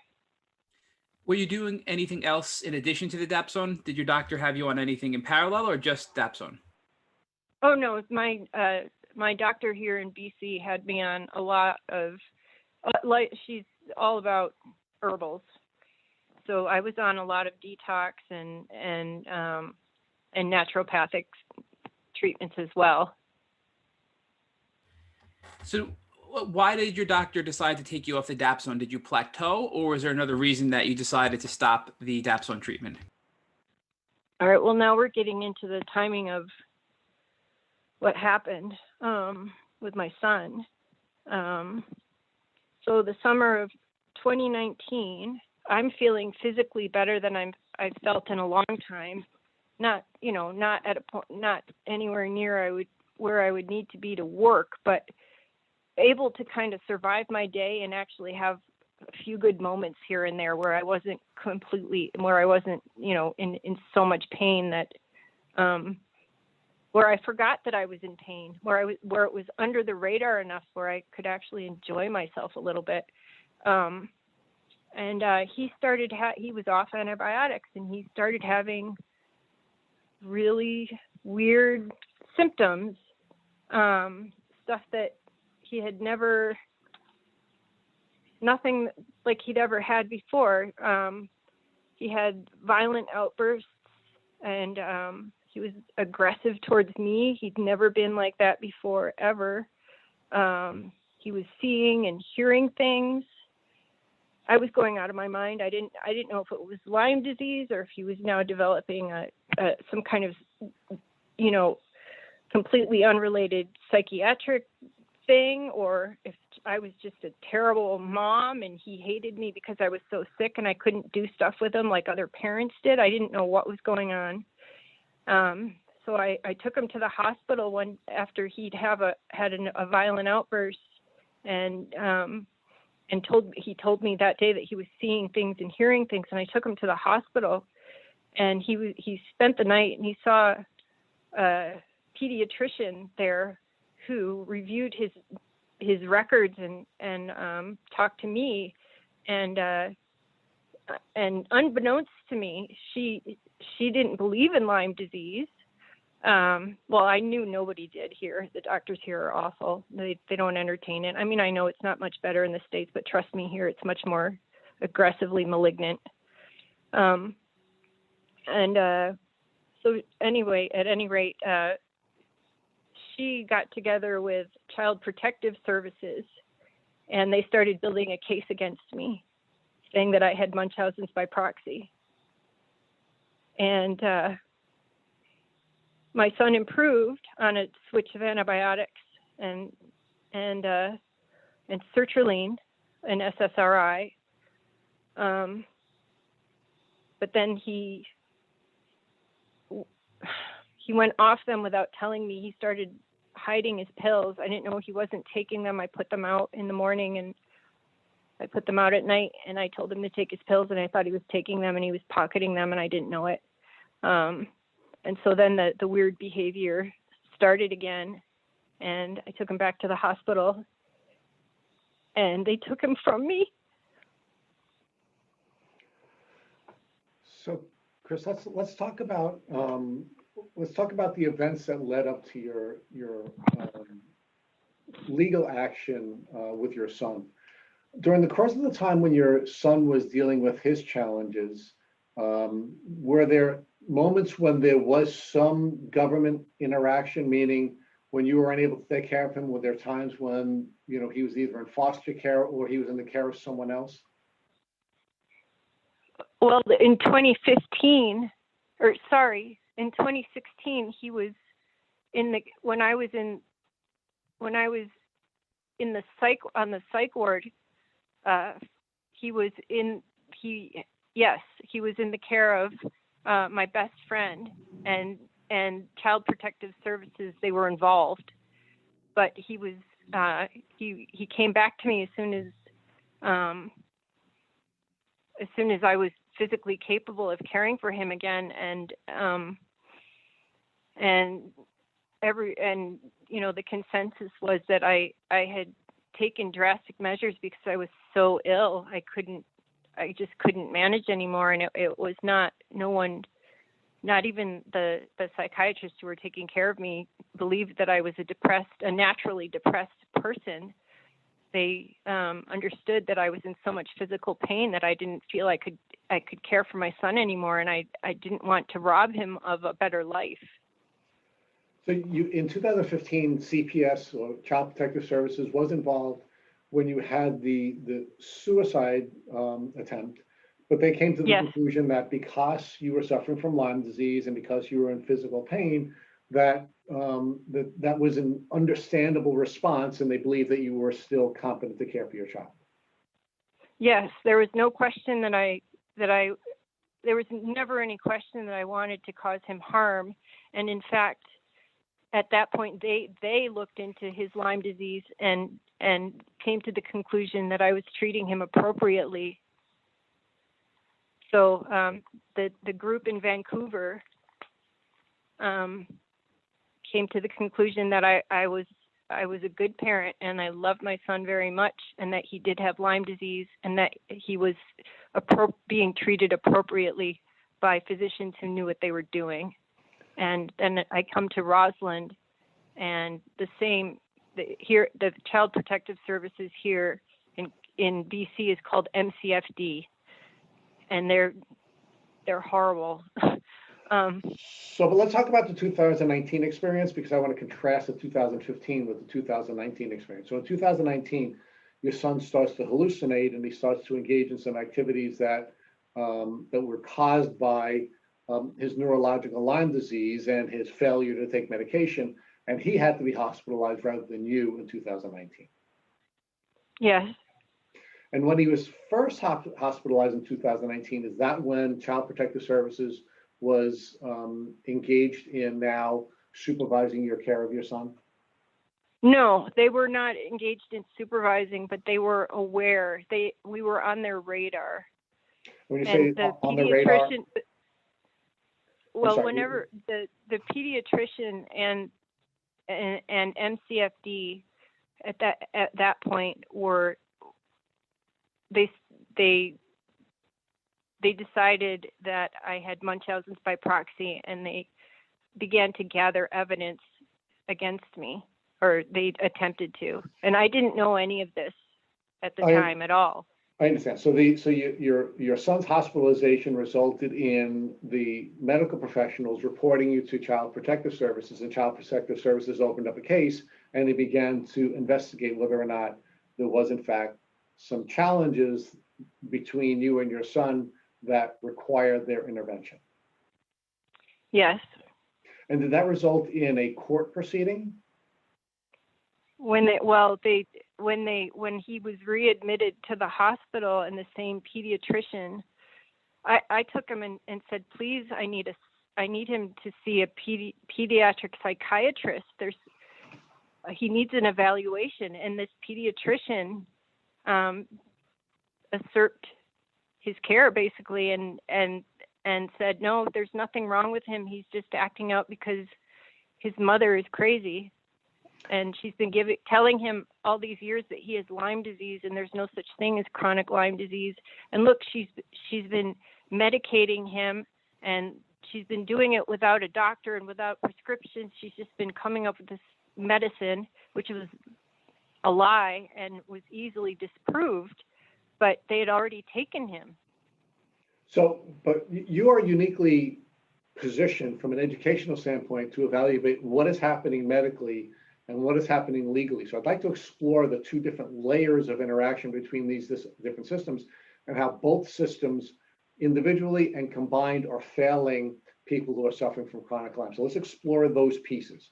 So the second time that your son has has an event that requires you to seek hospitalization is what results in now the legal action that's being taken by Child Protective Services. And is there a family court in your community? Or what court system now reviews the determination of Child Protective Services?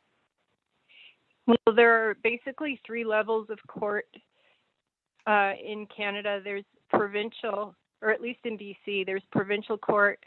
In other provinces, they call it the Queen's Bench, but it's family and criminal fall under the auspices of provincial court. And then there's Supreme Court, and then there's the Supreme Court, and then there's the Canadian Supreme Court. So we're basically dealing with provincial court, the lowest court level. Okay, so the second hospitalization that your son has to participate in because of the challenges he was facing is what results in Child Protective Services bringing you to provincial court to review your relationship with your son. Well, they medically abducted him. Okay, we're gonna talk about that in a second. So you're saying that initially what happened was your son went to the hospital. When he went to the hospital, the pediatric doctors who were treating your son took the position that he was not suffering from Lyme disease and that you had improperly diagnosed and treated him for the Lyme that he was suffering from, and he was then removed from your care until sometime that you went to court, correct? He's still removed from my care. But initially there was a temporary removal before there was a final removal, correct? Well, there hasn't been a final removal. We haven't had, this is the problem. He's been gone for 10 months and I can't get a trial date. Okay, so let's explore that. But initially, in order for them to take the child away from you before there was some determination and some trial in the legal system, there was this belief and conclusion by the doctors who were treating him that he did not have Lyme disease and there is no such thing as Lyme disease. Yes. Even though for the entirety of his life, he has had a positive experience and his behavior substantially improved when he was on an antibiotic protocol. And then when he went off the antibiotic protocol, that's when he was facing his challenges. Yes. He also had a positive Armin test in 2017. And what is that? Armin Labs? Oh, an Armin test. Okay, so Yep. He was tested by the German company that is very well known for testing Lyme disease. And how did the Armin test come back after that initial Positive. So he was diagnosed. And it was testing for Borrelia burgdorferi, and I'm pretty sure he's got Miyamoto. I think we both do. Okay, But it came back positive for Borrelia burgdorferi. I think it was a cross reaction. Or maybe we have both. I don't know. But yeah, he had a positive response. But the pediatrician, well, that's getting more into it. But they referred him to an infectious disease specialist who said that everyone who goes to Armin comes back with a positive result, that it's meaningless. Okay, so let's put your doctor's hat on first, and let's explore all of the medical evidence that we're looking at. So the first thing that we have is you, his mother, who has been positively diagnosed with Lyme disease, correct? Yes, and everyone agrees that I am very ill. No, that's not in dispute. Okay, well let's stay with this though. I want to focus on it from the standpoint of your son. So everyone agrees that mom has Lyme disease, and you've been diagnosed with Lyme disease both in the U.S. by one of the top Lyme disease doctors, Dr. Cameron, and by one of the leading Lyme disease doctors in Canada, and you've been treating with one of the leading Lyme disease in Canada for quite some time, correct? Correct.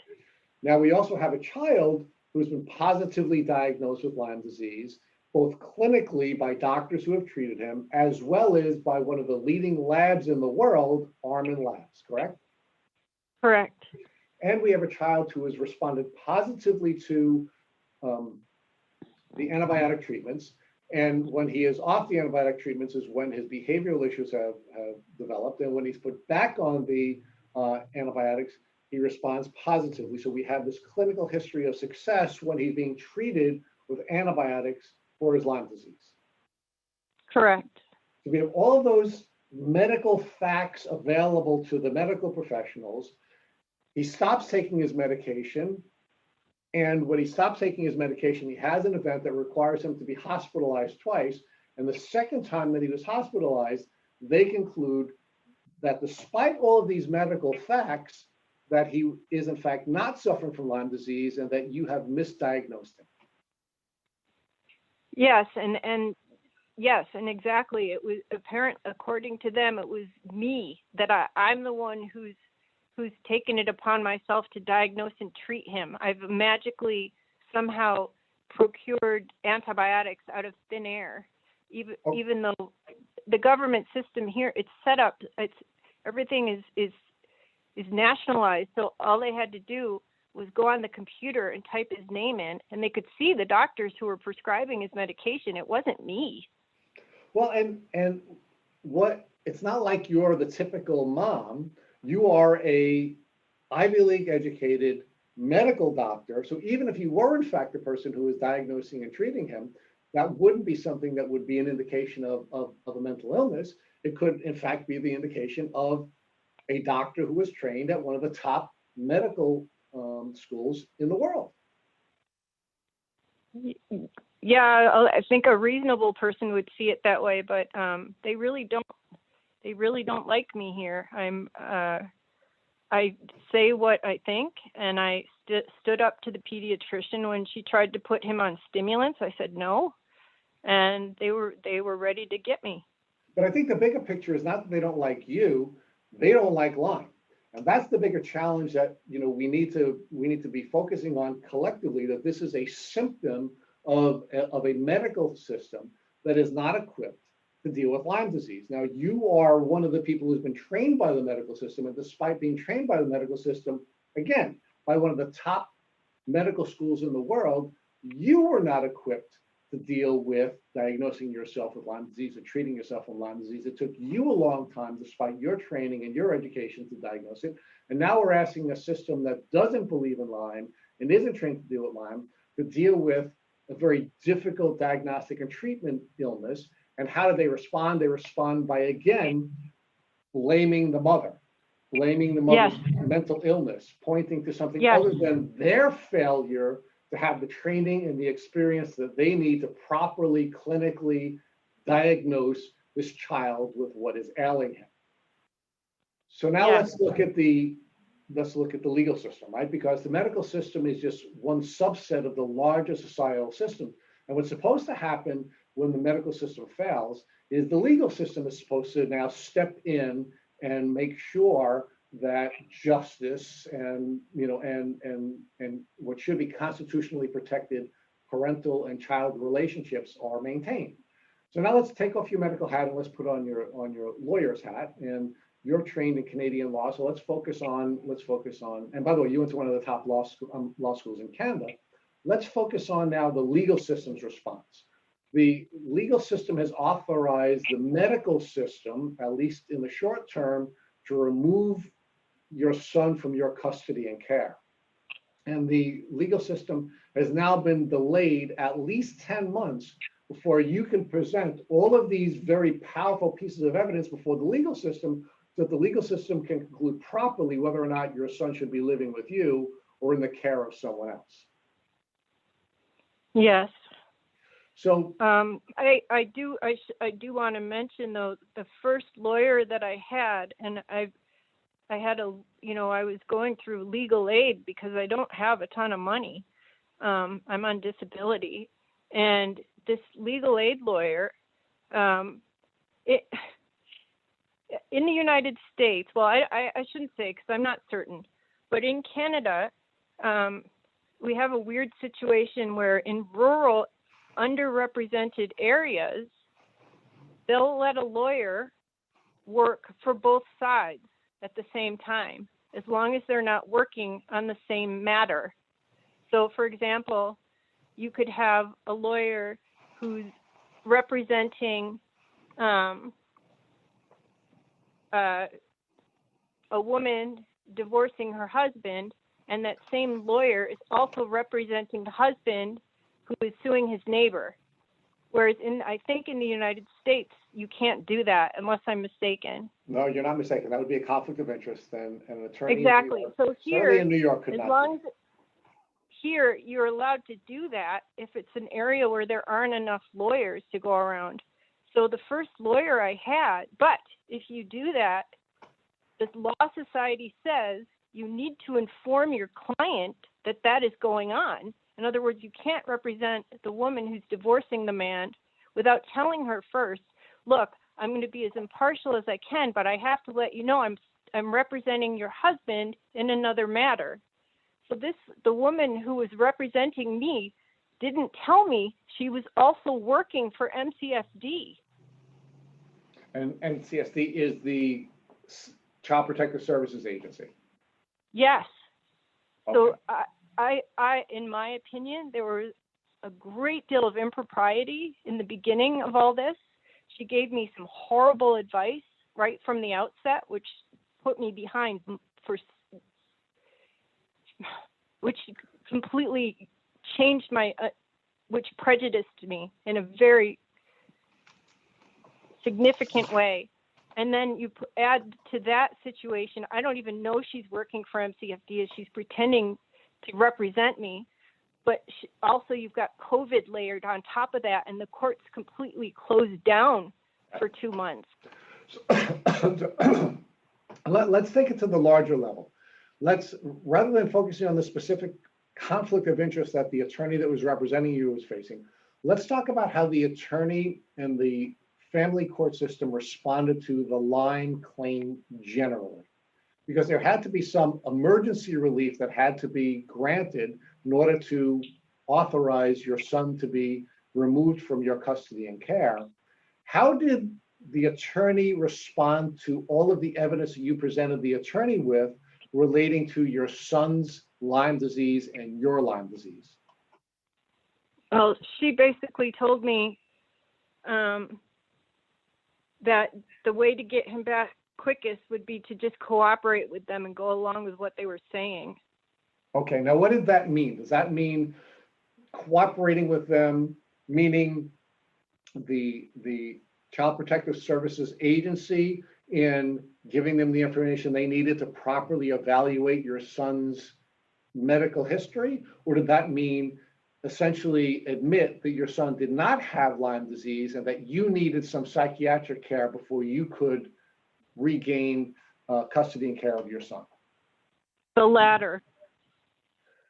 And did you accept that advice and say No. to your attorney, okay, I'm going to acknowledge that he's not sick and I'm going to acknowledge that I have a psychiatric illness? Or did you say to the attorney, no, this is what's actually going on, and you need to help the judge to understand that my child has Lyme disease? No, I said that I said absolutely not. But without going into a ton of detail about it, because it's complicated. Still a pending matter, so we don't want to speak too much about it. She had already put something forth to the court whereby I had consented to his removal without knowing that I had consented to his removal. Okay. So are you in a position now where you have another attorney that you are working with who is assisting you in the matter before the court? Yes, I removed my consent as soon as I understood what had happened, which was only a month later, but still there was the initial consent, which I never actually gave. She tied things in knots and delayed things and lied to me. And I now have a wonderful lawyer who's helping me. Okay. And we're trying to get this before a judge as soon as possible. Okay, so let's in the meantime, though, my son has been away for 10 months and he's been mutilated and assaulted and abused and neglected. And all of this is a consequence of a systemic failure to understand Lyme, both diagnostically and from a treatment standpoint. And because of that, your son, the legal system has now put your son in a position where he could be hurt separately. He has been hurt. He's lost a finger. I'm sorry. I'm so sorry. He's been assaulted by both of I won't call them parents, by the male custodian and female custodian. He's been assaulted by both of them. He was put in a car with an impaired driver. He was exposed to a drug addict who then committed suicide while he was residing with my son. He comes to visit me filthy and smelly, and he's got like 2 different shirts and 2 different pair of pants. He wears the same socks for a week or more. They haven't given, they put him on antipsychotics. He used to ski and play hockey and mountain bike and race BMXs, and now all he does is play video games and he skateboards. That's his only activity. He's gained 30 pounds. He looks like crap. He's all of his Lyme symptoms have returned. He's got photophobia and hyperacusis, and he's got cardiac pain, which comes and goes. He's got muscle twitching everywhere. He's got hip, knee, and ankle joint and muscle pain, and for which they take him to a chiropractor. His mind is not there. Sometimes he's pretty sharp, but mostly his speech is really discursive and disjointed, and he doesn't really talk about much. He can't sit still for a moment. He's buzzing around the room. He obsesses about skateboarding. He'll sit there and talk about skateboarding for an hour, and he won't talk about anything else.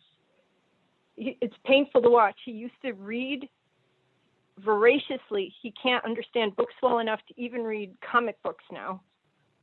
And they continues to say that it is my mental illness that has caused him, that has caused all his problems, because I told him for years he had Lyme disease, and all of this is because he was told erroneously that he has Lyme disease, not the fact that he's gone off all his medication now for 10 months.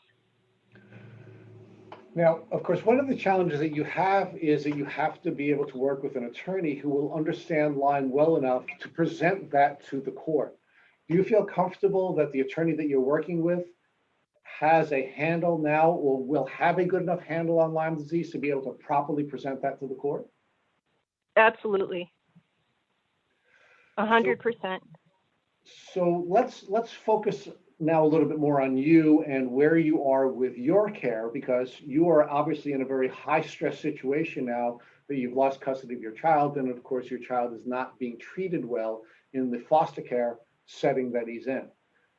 How are you doing now physically, and what type of treatment protocol are you using to deal with the illness? Well, shortly after they took him from me, my doctor wanted me to try disulfiram, and so I switched from the dapsone protocol, and so I've been on the disulfiram now since April. Is that right? March or April? March? Yeah, around then. Okay, and how are you doing with disulfiram? I think, but for the disulfiram, I think that the stress of what is happening right now would have killed me. I'm actually feeling physically better than I did a year ago, despite what's happening in my life right now. So because you're taking the disulfiram and you're having the improvement that you're having, you're functioning at a higher level, and it's allowing you to not only manage the stress, but you're also able to participate in the legal process that we are all praying and hopeful will result in your son and you being reconnected. Yes, my lawyer is fully cognizant of the fact that I have a law degree and that I have no money, and she is allowing me, she's turfing as much grunt work to me as possible so that I can do the legwork, so that she isn't wasting, at the price that she costs, she isn't burning through the funds that I have doing things that I'm capable of doing for her. So let's talk about, the Lyme disease definition, right? In medical school, you were trained to define Lyme disease as a single bacteria infection. Do you still define Lyme disease as a single bacteria infection, or do you define it as something else? Well, I guess it comes down to, sorry, I lose words. The word that begins with an S and relates to language. Sorry. I'm sorry. I don't know what you're trying to say. I don't understand what word you're trying to say. But let's stay with this definition for a second. Let me maybe ask the question a little bit differently. No, I know what you're asking, and I would say that, I guess technically speaking, Lyme disease is Borrelia burgdorferi, but in reality, I think Lyme disease has colloquially come to, refer to all the different infections that you can get by being bitten by a tick, including other species of Borrelia and all the different protozoans and Babesia and Bartonella and the whole dirty, nature's dirty needle. Right. So one of our favorite podcast interviewees is a doctor named Bill Rawls, who is the author of Unlocking Lyme. And when we asked him how he defined Lyme disease, he said he does not define Lyme disease as a single germ infection. In fact, he defines it as a multi-germ infection. And what we discovered when we interviewed Chris Newby, the author of Bitten, she came to the conclusion and actually proved through a great deal of research and government documents in the US that Lyme disease is in fact a multi-germ infection. In fact, it was a biological weapon that was designed to paralyze populations that we were about to attack. So the biological purpose of Lyme disease, of course, is to make it difficult to diagnose and difficult to treat. And of course, it would then paralyze the population, not just the person who is sick, but many other systems, such as the medical system and the family system. And that's what the biological weapon was designed to do. And what's moving me most about your horrific story and your horrific experience with Lyme disease is that if you are going to design something to paralyze a very high functioning person and a very high functioning family, this is exactly what's happened to you. You're an Ivy League educated doctor and lawyer whose entire life has been disrupted by your illness, and that has also attacked the social systems that are designed to protect you. It has removed your child from your custody and care, and the medical system has failed him, and the legal system has failed you and him. So I think this is just a terrible example. You're just a terrible example of how bad the multi-germ, multi-system failure Lyme can be. I've never heard that theory, but it's really interesting. I have to rethink some things. I've never had it presented to me in that way, and it's a lot to swallow. But you know what, I'm living it, so it is a lot to swallow. And so most medical people are defining, I think enlightened medical people are defining Lyme disease as a multi-germ infection causing multi-system failure, but they're really just talking about multi-organ failure or multi-physical system. We define it actually system more broadly. Because what it does is it attacks family systems, and it attacks legal systems, and it attacks medical systems and social systems and financial systems. So it is a multi-germ infection causing multi-system failure, but the defining system as just internal organ system is not broad enough in our view. And certainly during the course of the time that we've been podcasting the last year and a half or so, has been borne out in many different cases, but yours is, I think, the most extreme case of multi-system failure caused by this multi-germ infection. Yeah. So, yep, I'm a cautionary tale. You are a cautionary tale, and you are someone who I think it's going to be really important for your case moving forward that you maybe study the work of Chris Newby. And we actually did a podcast interview with her, which we urge you to listen to and look at some of her research. And we also urge you to listen to the podcast episodes that we did with Bill Rawls. I think there are going to be 5 or 6 in total that we did with Bill Rawls. I think both of those podcast guests would be really important elements of I think information base for you, helping you moving forward with your lawsuit and helping your attorney and judge to understand the context in which you're working.